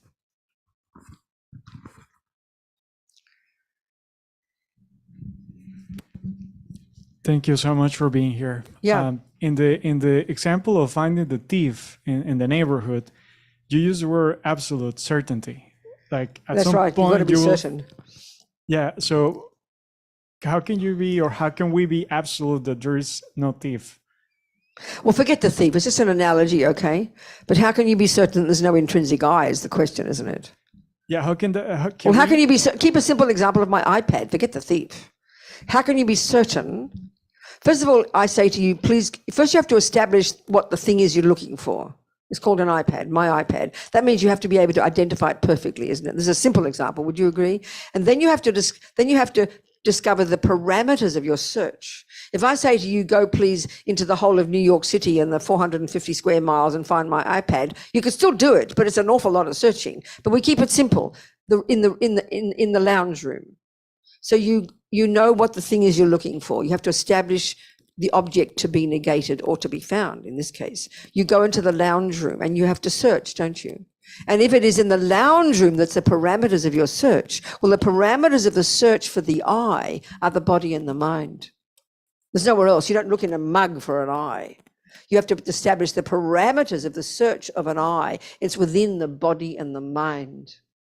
So you establish the parameters and then you search for that, the iPad, you search and you will have absolute certainty at some point that in that lounge room, there either is the iPad or there is the absence of the iPad. Can you hear my point? Yes, that was actually the follow-up question. Like, what sets the parameters? Like, what happens? I beg if your the thief- pardon? That was the second part of my question. What sets the parameters? You decide what it is. I mean, that's why you have to establish words and meanings. We're looking for an inherent I within the body and the mind, because body and the mind are the parts of an I. Would you agree that what an I is made of is body and mind? Do you agree with that? Yes. Well, that's where that's the parameters are a given. Thanks. You That's see my very good. point? Yes. That's a good point. No, I didn't. I only went to the first one. I didn't say the other two, you see. That's a good point. Thank you. Yes. Robert, yes.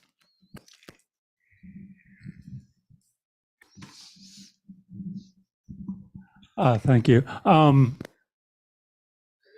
the Yeah. but identifying this I that doesn't I know, it's exist really tricky, isn't it? I know, is exactly. a lot of us get stuck there. That is exactly.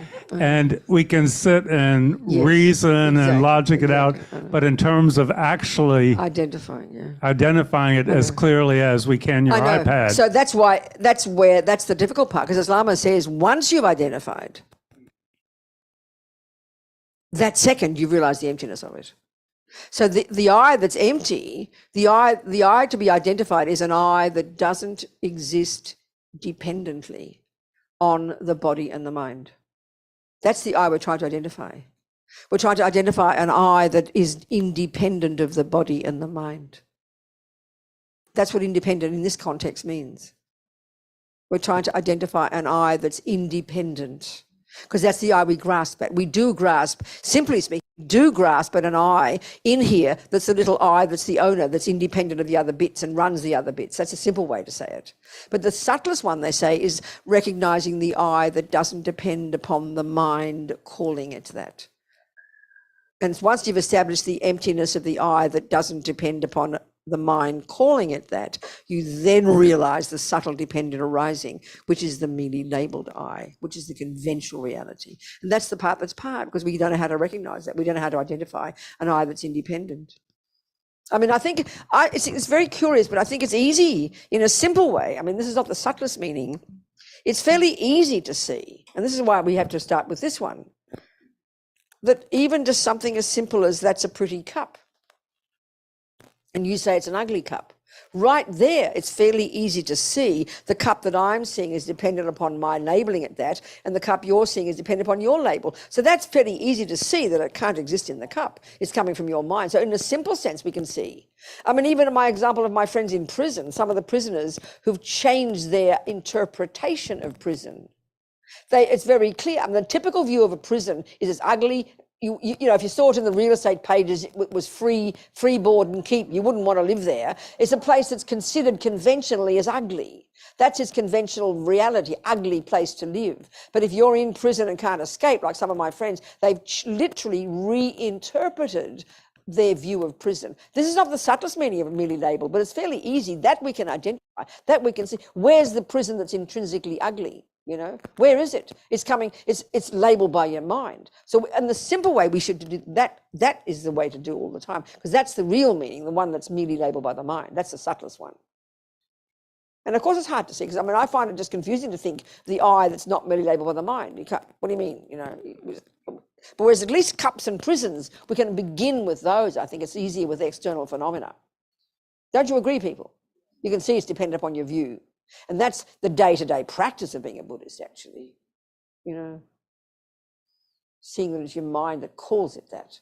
So when your mean, ugly sister calls it up and you're getting all stressed and anxious, to realize it's your mind labeling it that. This is a powerful, this every day, I think, is the real practicing, hands-on practice that will lead to emptiness.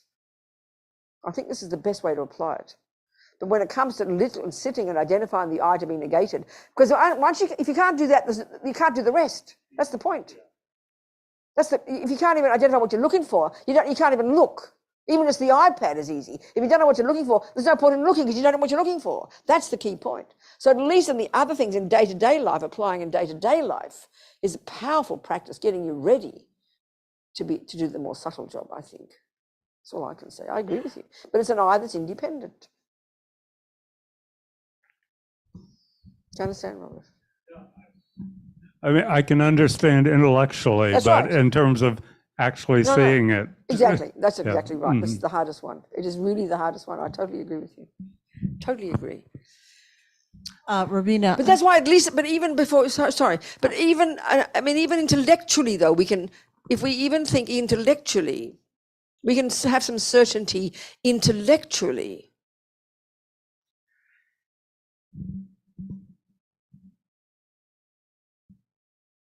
that you can't find an I that's separate from the body and the mind. Surely. I mean, that's why the IKEA example, let me do the IKEA example. I think it's a great example. You see, what Buddha gets us to do is to do the opposite. He gets us to pull out all the pieces, like you do your analysis, and that is the way to really do. You know you're made up of body and mind. You're made up of atoms and eyelashes and toes, nails, and so if you can do this analysis and you can do this visualization of removing each of the parts and putting them into individual piles. So the logic is, if there were, this is the kind of one we have to do. If there were an eye there, you'd end up with the eye staring at you. Well, here I am. You found me. But you know you won't end up. Well, you've got to become convinced that you won't end up with one of those. And if you do end up with the eye, you've got to say what it is and what's its function. And that is a good example. I find that a very I haven't gone to IKEA yet, but this one is very powerful because if you, this is a good one, I find. Everything that you posit has to have a name and a function, okay? So if I even say, I say my hand, I say I'm holding a cup. Well, let's get more precise. My hand is holding the cup. So let's do the analysis of the hand. It's got 5 digits. So even right there, where is hand? You're not going to find, if you say there's a thumb and that has a function, isn't it?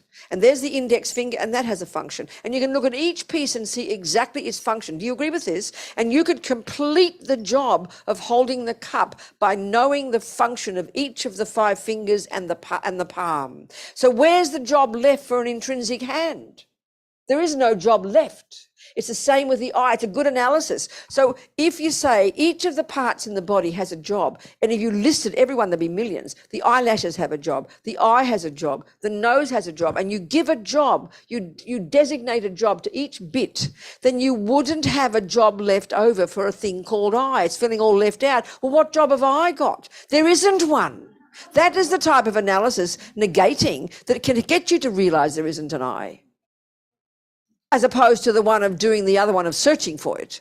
This is a different approach. And I find this very helpful. Because if you think of the IKEA one, you look on the computer and you see a nice Robbie there and you want to go buy one.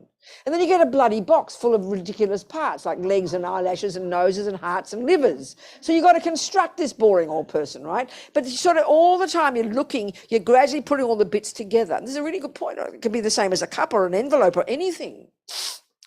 And you're keeping waiting for the special little, Ziploc bag with eye written in gold on it.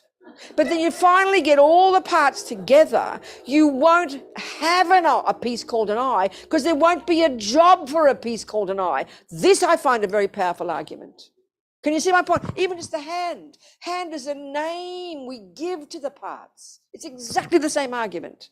There's no job left for a thing called a hand because the parts do the job. That's the Buddha's view about an eye. Eye is just the name we give to those parts. And if you designate each part and give it a job, and everything that's in here has to have its job, then there'll be no jobs left over. I think that's a very helpful approach, Robbie. Do you see what I'm saying? And you can prove that way the opposite direction. There's no need for an eye because there isn't one anyway. We think there is. The commonest thing we all say is, oh, but that's the boss. It decides. But it doesn't. The Buddha's saying all the parts do fine working on their own. So the mind and the body, now we take the whole person instead of the hand, the whole person is made of the body and mind. And of course the mind is the boss. Of course the mind is more bossy than the body. There's no doubt about it. But we think there's a third component. We think there's intention, attention, discrimination, love, compassion, and then there's I, which is how we talk. We say, I lifted the cup. I said this. As if somehow there's a thing in there that's the object to be referred to by that name I, but it isn't. So I think of proving this backward way. Can you see my point? Because if you put the IKEA job, the table, we say, oh, there's a table. Well, we think there's a little mini kind of tableness in there that's an intrinsic character of those 4 legs and that one top. No, it's just a name we give to the parts. You don't need an extra tableness to come in like Mr. Bossy Table to tell the parts what to do, which is how we think of the eye. It's exactly the same argument, except we feel this one, that's all. There's no table. There are the 4 legs and the top and the screws, and IKEA will give you the exact pieces. And because they've already tested, the table does function to hold things. That's all you need. But we add on top tableness. That's a way of thinking. Do you get my point here? It doesn't sound so exciting, but it's the argument. Because we think, you see, the word they use in the Hindu thing and in the Buddhist teaching, self is not just meaning a person, it means intrinsic nature. It's another term for intrinsic nature. A table doesn't have an intrinsic nature. The hand doesn't have intrinsic nature. The parts do their job. And then hand is the name you give to those parts. So you can't find the hand. It's just a name. Same here. That's the way. So that way, then, I mean, the one of finding, I think is quite, I agree with you, it's quite difficult. But this is another way of analyzing that comes to the same thing, you know. Are we communicating, people? So go on, talk to me, yes. So what's the bit that gets reincarnated then? Their mind. That's it. It's a continuity of mental moments. It's beginningless and endless. And it's an impermanent phenomena, changing moment by moment. And that karma is the law that runs that mind, because karma is just this law of cause and effect, such that everything that mind does programs itself. There's no punishment and reward. So virtue programmed in that mind will produce happy feelings in the future. Non-virtue programmed in that mind will produce suffering feelings in the future. It's a natural logical process. And that's all occurring in the mind. But it happens to be also physicality. If you have the Vajrayana model, we've got gross body, subtle body, and very subtle body. And we have gross mind, subtle mind, very subtle mind. So they say in the Vajrayana that your mind is the main thing, but it's inextricably linked to very subtle wind energy, which is the beginning of your physical body. So there's the body and mind go from life to life, but they take different forms according to the karma, you know. So your mind is beginningless and endless, and it has to be. I mean, we all have the view that it has to be a beginning, a first moment. And the Christians have big teachings on first cause, capital F, capital C, and they call that God. Buddha says that's not viable. I mean, many of the arguments he has with the Hindu position are those. It's not a viable thing. It means permanent, uncaused, all of those things. So mind is beginningless and endless continuity of mental moments. Do you understand? Yeah. Yes. There's a question, Yes. on YouTube. Yeah. Would this logic refute mind as an emergent quality of the brain? Buddha would say that the brain is not the mind. It is not an emergent quality of the brain. Absolutely not. The way I'd put it, using Buddha's view, is that the brain is a physical indicator of what's going on in the mind.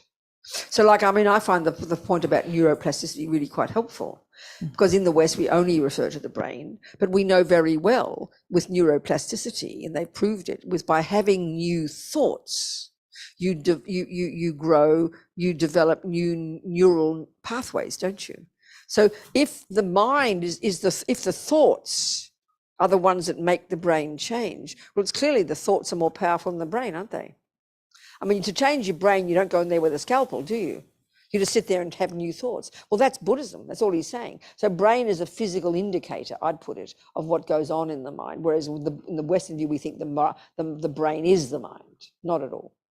The Buddhist view, no, not at all. Okay. There's a question on Zoom. Yeah. The I, excuse me, the I feels like the collective.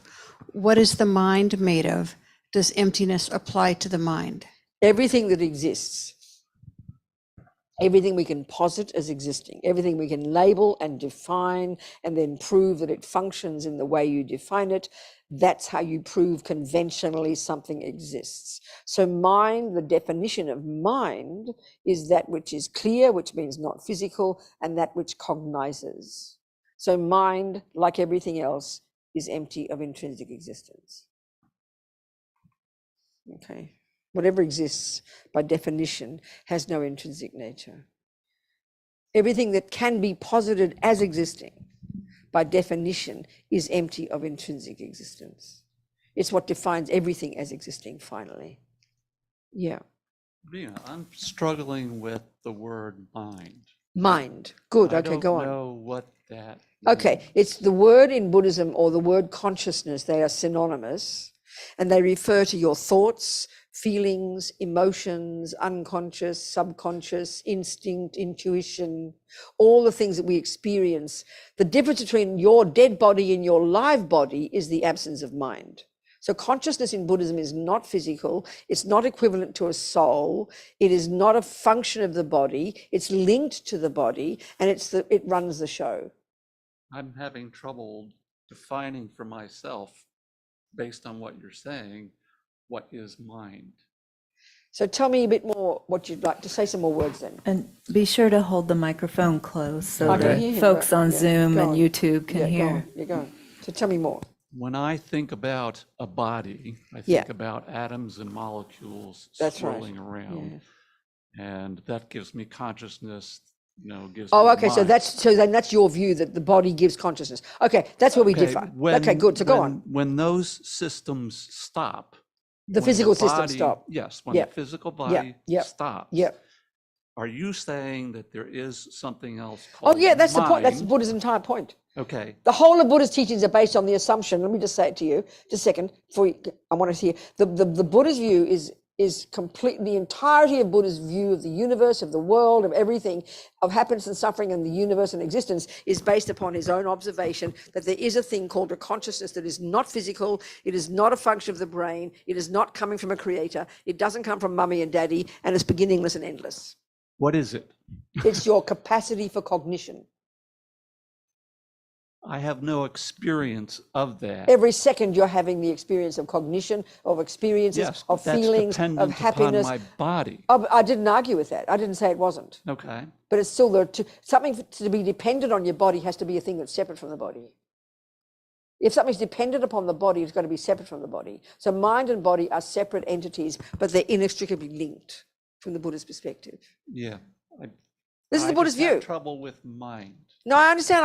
All I can do is tell you Buddha's view. You can like it or not like it. It doesn't matter. It's up to you. Right. I mean, I'm just telling you, this is Buddha's view. His observation is that consciousness or mind is the capacity for cognition that is not physical. I mean, the Christians will talk about a soul that's not physical.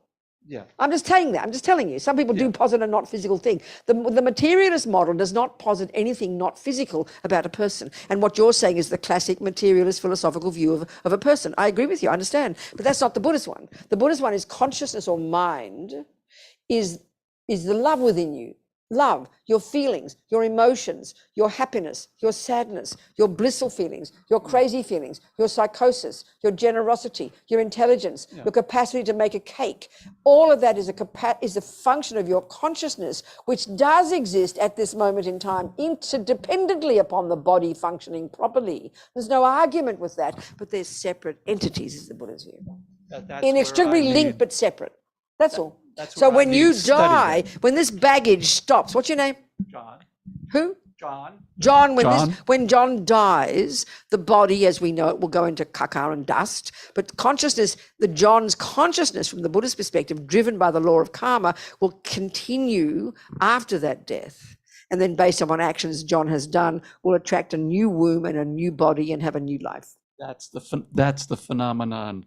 Of course, sweetheart. It's a brand new idea to us if we're materialists. Of course, it's hilarious, but that's been around for about 3,000 years. This view, okay? So it's quite old. More about it. That's right, exactly. Thank you. Okay, thank you, John. There's another student. Actually, it's Dr. Don Brown on Zoom. Oh, Dr. Don Brown, do talk to me. And John, there's a great class, Discovering Buddhism, that starts with mind and its potential that maybe could help with some of your questions. Yeah. Okay, so here's Dr. Don Brown. To make the wisdom of emptiness useful in daily life, after doing the investigations you've discussed, do you agree one simple method is to ask ourselves, where's the self, the I, when we're feeling strong emotions, experiencing a strong sense of self? I mean, this is Robbie's point, really. When you come down to that, of course that's a good analysis, but it's quite hard because you're so convinced. I mean, so there's other methods. Like I've been talking, there's so many ways of cracking it open. Of realizing that strong sense of I. It's just an interpretation. So yeah, of course, there's many ways of approaching it, whichever one works for us. There's a multitude of ones. Of course, that's the typical one the lamas would say, well, where is it? But it's not very convincing when you're full of rage and want to kill somebody. It doesn't help you much to think, where is it? Of course it's there. What are you on about? But I mean, this one of realizing that, you know, when you're more quiet, the thing appears different to you, that's a profound. Of course it is, Robbie. Of course it is, Don. Go for it. But it's up to where we're at with our analyses, isn't it? What works for us. What else, people? So, Robina. Yeah. Okay. Context. I was raised Catholic, and the concept of faith was stuck into me very strongly by many people. Of course, yes. Okay, so if I intellectually understand, if I can actually intellectually grab onto the idea of dependent arising, I'd say I can to a certain extent, but I cannot conceptually recognize all the things that are happening to make any phenomena happen at any point in time, because there's so many causes and conditions that are coming together to make whatever phenomena you want to discuss. I cannot conceptually name all of those. I'd have to get a chatbot, you know, to do it for me. No, well, you haven't studied it all yet. You haven't done it. But you've but you've got the capacity. For the thousands of things that are happening to help to make dependent arising a correct phenomenon, right? I mean, there's many causes and conditions happening right now that are. So what's so the question? Well, I can understand it intellectually, but I cannot conceptualize But eventually all you those can. things. You will eventually as you progress in your practice. Of course you will. I agree. So what's the does that- question? So my question is it okay for me to say then that I intellectually understand dependent arising by faith? Darling, I don't think there's a problem with that, because if you have not studied botany, and exactly the same thing applies to botany. If you were a brilliant botanist, you'd be able to point out every tiny cause and condition. I mean, it would be enormous amount of work to have that level of knowledge of being a botanist. Every tiny temperature at 7 in the morning this morning that affected this, which affected that, which affected this. I mean, it's insane. You couldn't possibly do that. So once you establish the law that exists and you see the proof of it every day, then of course you'd have confidence in it. Confidence is another word for faith. Confidence is based on intelligence. I mean, you establish the logic of it. It's right there. Most people who are botanists who do their back garden and put their roses in, they haven't got a clue about most of the cause and conditions, but you understand cause and conditions. It's right in front of you.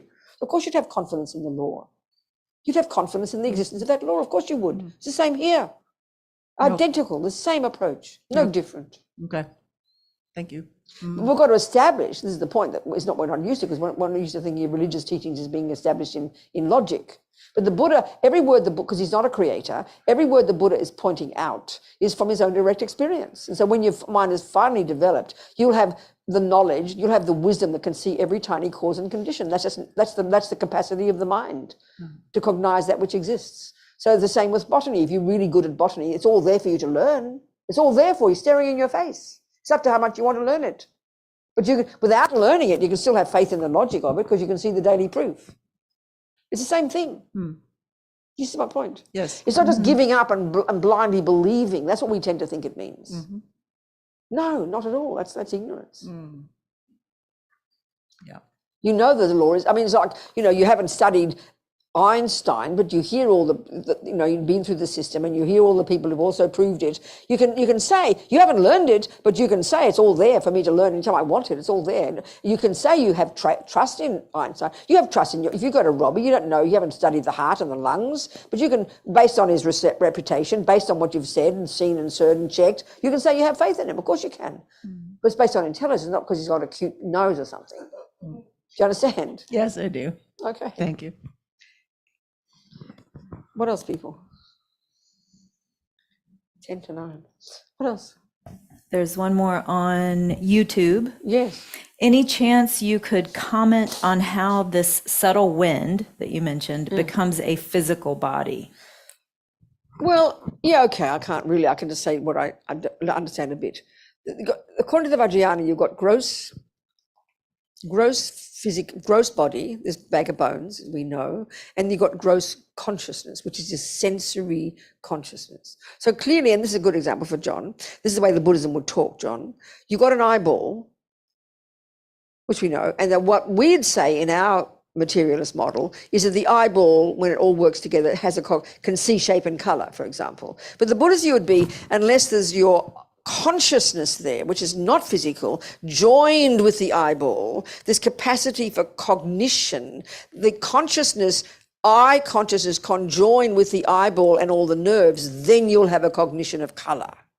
So the eyeball is just not on its own. The capacity for cognition has to be mixed. So your tactile consciousness is the same. Your five senses are your gross level of consciousness, which utterly depend upon the body existing. You can't have an eye cognition without an eyeball. It's pretty clear. So they dependently arrive together. They come together, you know.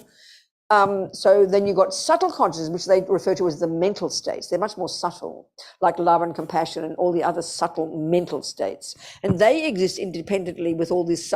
I mean, this is the Tibetan medical system. It's similar to the Chinese system. It's similar to how we used to talk in our culture a few hundred years ago. It's similar to the Ayurvedic system, where you've got this subtle physical energy, subtle nervous system. It's a real thing for the Tibetan doctors. They study it. There's 72,000 subtle channels, and this subtle wind, or prana they call it, is a subtler level of the physical, of the gross one. And so as Lama Zopa says, this is how the way karma works. Let's say your mind, because everything in your mind counts for the Buddha. So you're having loving thoughts, kind thoughts. That programs your mind with loving kindness, nothing goes astray, but also because the winds that are connected inextricably to that different states of mind, that purifies your wind energy. Virtuous states of mind purify the wind energy, and then eventually karmically over many lifetimes that will ripen as a healthy body. You'll create the course to be born in a healthy body, have healthy bodies. So and anger or negativity can pollute the wind energy, which causes sickness, which causes unhealthy bodies. I mean, it's like, it's all there. It's all logically there in this, described in all the texts, how this works. And there's no one running it.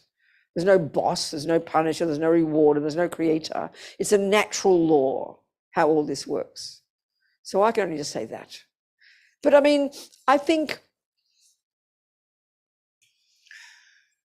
in the materialist model, we can see that if you learn you can have a happy mind, positive mind, or people who've got unhappy mind are very depressed and angry or anxious. Very often you can see is this not true, Robbie? Have you seen it in the physical medical system that people with negative, angry, unhappy, anxious, worried minds have a lot more sicknesses or not? Or you don't see that? I'm interested. I don't think it's been proven. But your own feeling from among your patients all these 44 years of you being a doctor? Would it be? Okay. So, okay, I understand. So we can't say that. No, this is also, that's also for sure true. Yeah, exactly. I understand. Well, have you noticed that, is it? Yeah, okay, anyway. So I can't say more than that, people. I'm sorry. That's the best I can say. But all the knowledge, sort of like with physics, the knowledge is all there if you want to study it. This is the point I'm trying to say. The same with botany, it's all there. And in the Vajrayana, it's all there if you want to go into it in more detail and study it. But this is sort of the idea of it, the logic of it. Yeah. What else, people? So I want to say some more about the Heart Sutra, because it's very helpful to hear the Heart Sutra, and this is the key point about dependent arising and emptiness. Right now for us, when we hear dependent arising, that there is something existing. And then we hear emptiness, there's not. So we get really confused, like, come wake up your mind, Buddha. Is there something or isn't there, for God's sake, So the thing is, and this is really to try and get us around the idea that emptiness is not nothingness. In the same way that I think the example, whether it works for your mind, it works for mine, but whether I just confuse you, I don't know. But no, forget that. Forget that. If we take back to the view that I said before, that everything that exists can be cognized by the mind. So there are certain kinds of phenomena that are more abstract. So this absence of something, you can see it with the absence of tea. It's clearly not something you can see in a cup. It's not something you can touch or taste or smell, but it's very real for you as a real phenomenon that you've cognized when you're expecting your delicious hot tea and you pick up your cup and it's not there. So it's a very vivid awareness of the absence of that precious tea that you thought was there, the absence of your $5,000. It's a very real cognition for you. It's a thing that exists for your mind. So When we hear Lord Buddha tell us in the Heart Sutra that there's no this and there's no that and everything is empty, blah, blah, blah. So we just assume it means, as the Dalai Lama says, you search inside during the search. You search inside and you chuck out all the bits and you end up with nothing. Oh, well, there's no I. Might as well kill myself.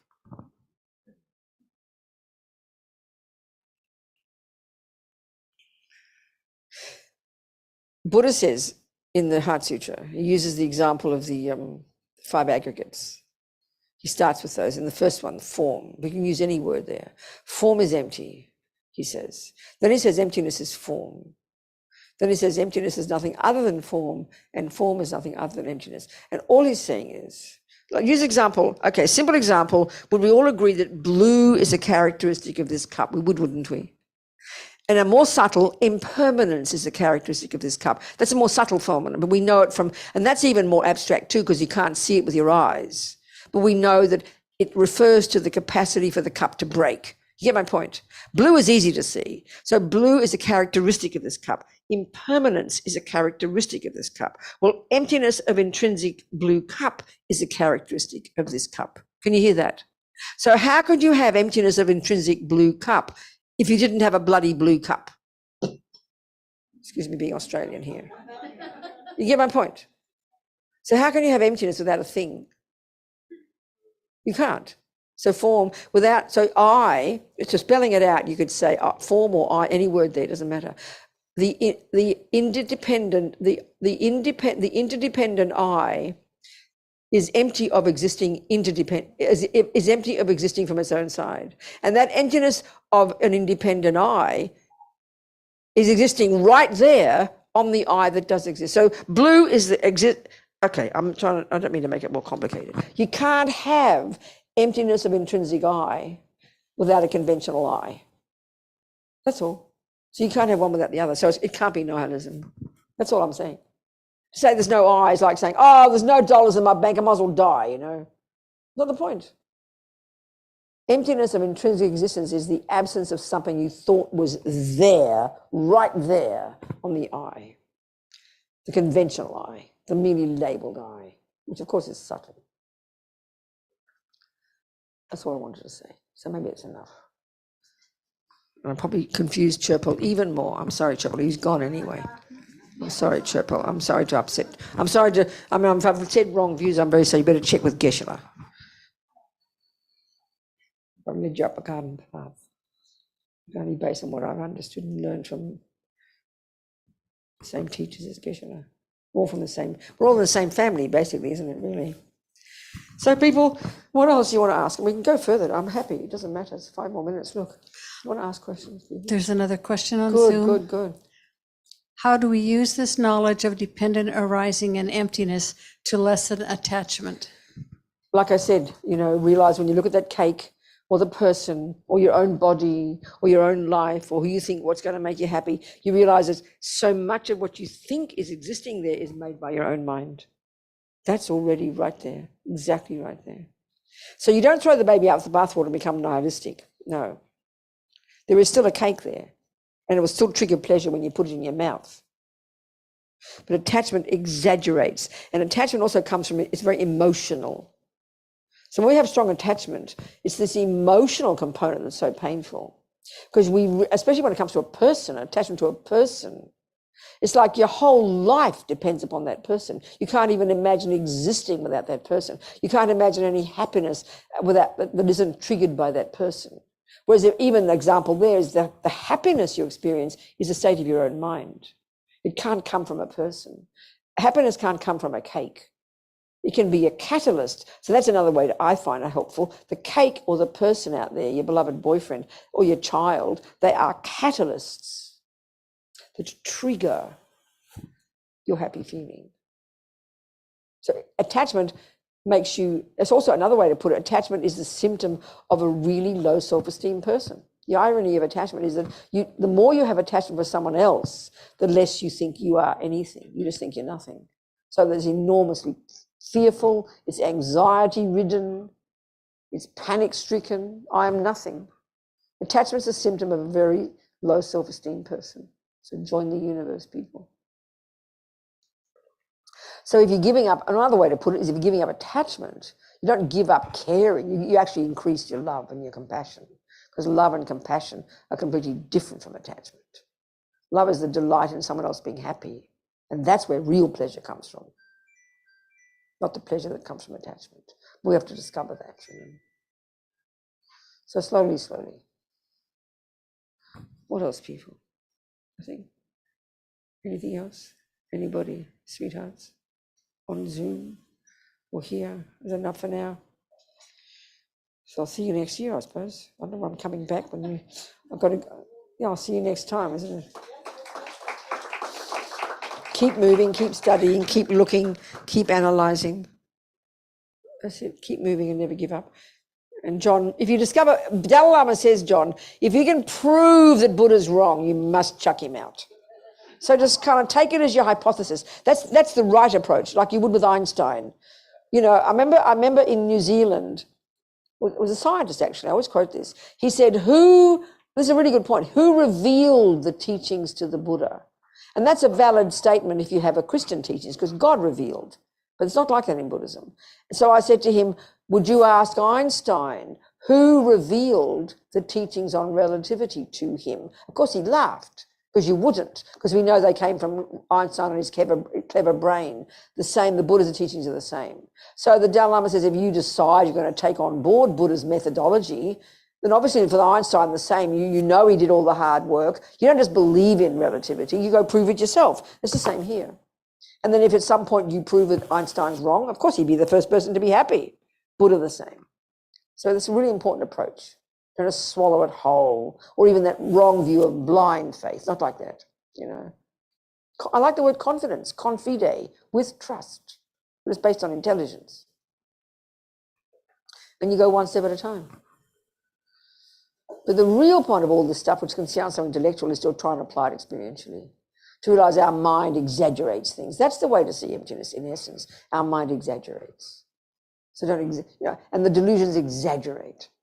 When you have low self-esteem, you're exaggerating your ugliness. When you have arrogance, you exaggerate your importance. The truth is somewhere in the middle, you know. And that's like a good way of putting middle way, somewhere. The two extremes are too extreme about everything. When the mind's more stable, you can be more kind of settled in yourself. Not up and not down, not all over the place. Okay, people. Thank you so much. Good night. Jang Trub Sem Chog Rinpoche, Ma Ke Panam Ke Guchi, Ke Panyam Pa Me Pa Yang Gong Ne Gong Du Boba Shog. Maybe we can just do that little prayer the Dalai Lama written for the swift return of Lamas over Rinpoche. I'll just say it to you. If you haven't got it there, have you got it written down? If you've got it there, just say it.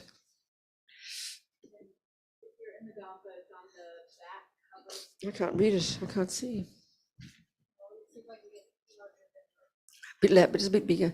So peerless teacher and assembly of the children of the victorious ones, Svarvakas and Pratyeka Buddhas, victorious Lobsang, father and sons, along with the lineage masters, the refuge in the lands, please bestow the virtue and goodness of accomplishing this prayer here and now, holding and spreading the Muni's precious and complete teachings through and practice.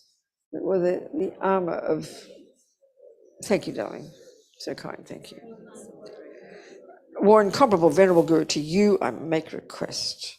While striving single-pointedly for the sake of the victorious one's teachings, the sole gateway through which all benefit and happiness emerge, and from other living beings who suddenly departed to peace, such a great loss. Nevertheless, through the undeceiving truth of the blessings of the ocean of the three jewels and the great waves of bodhicitta of the children of the victorious ones, may the smile of a reincarnation swiftly beam in glory for fortunate disciples. Okay, so keep moving, never give up, keep growing your mind, keep growing your potential for goodness and wisdom, and never give up is the key to success, I think. Never give up. That's it. Thank you. Thanks for having me.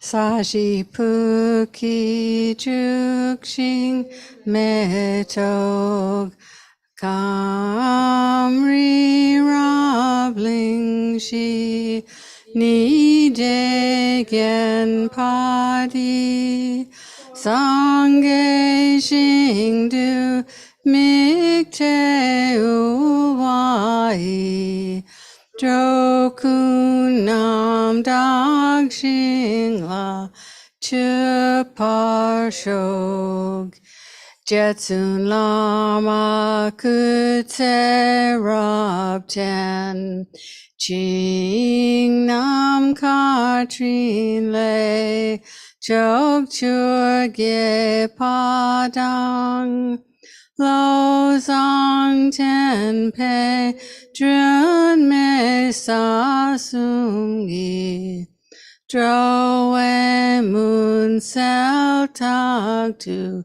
neg your chig Idam guru ratna mandala kam nirya tayami.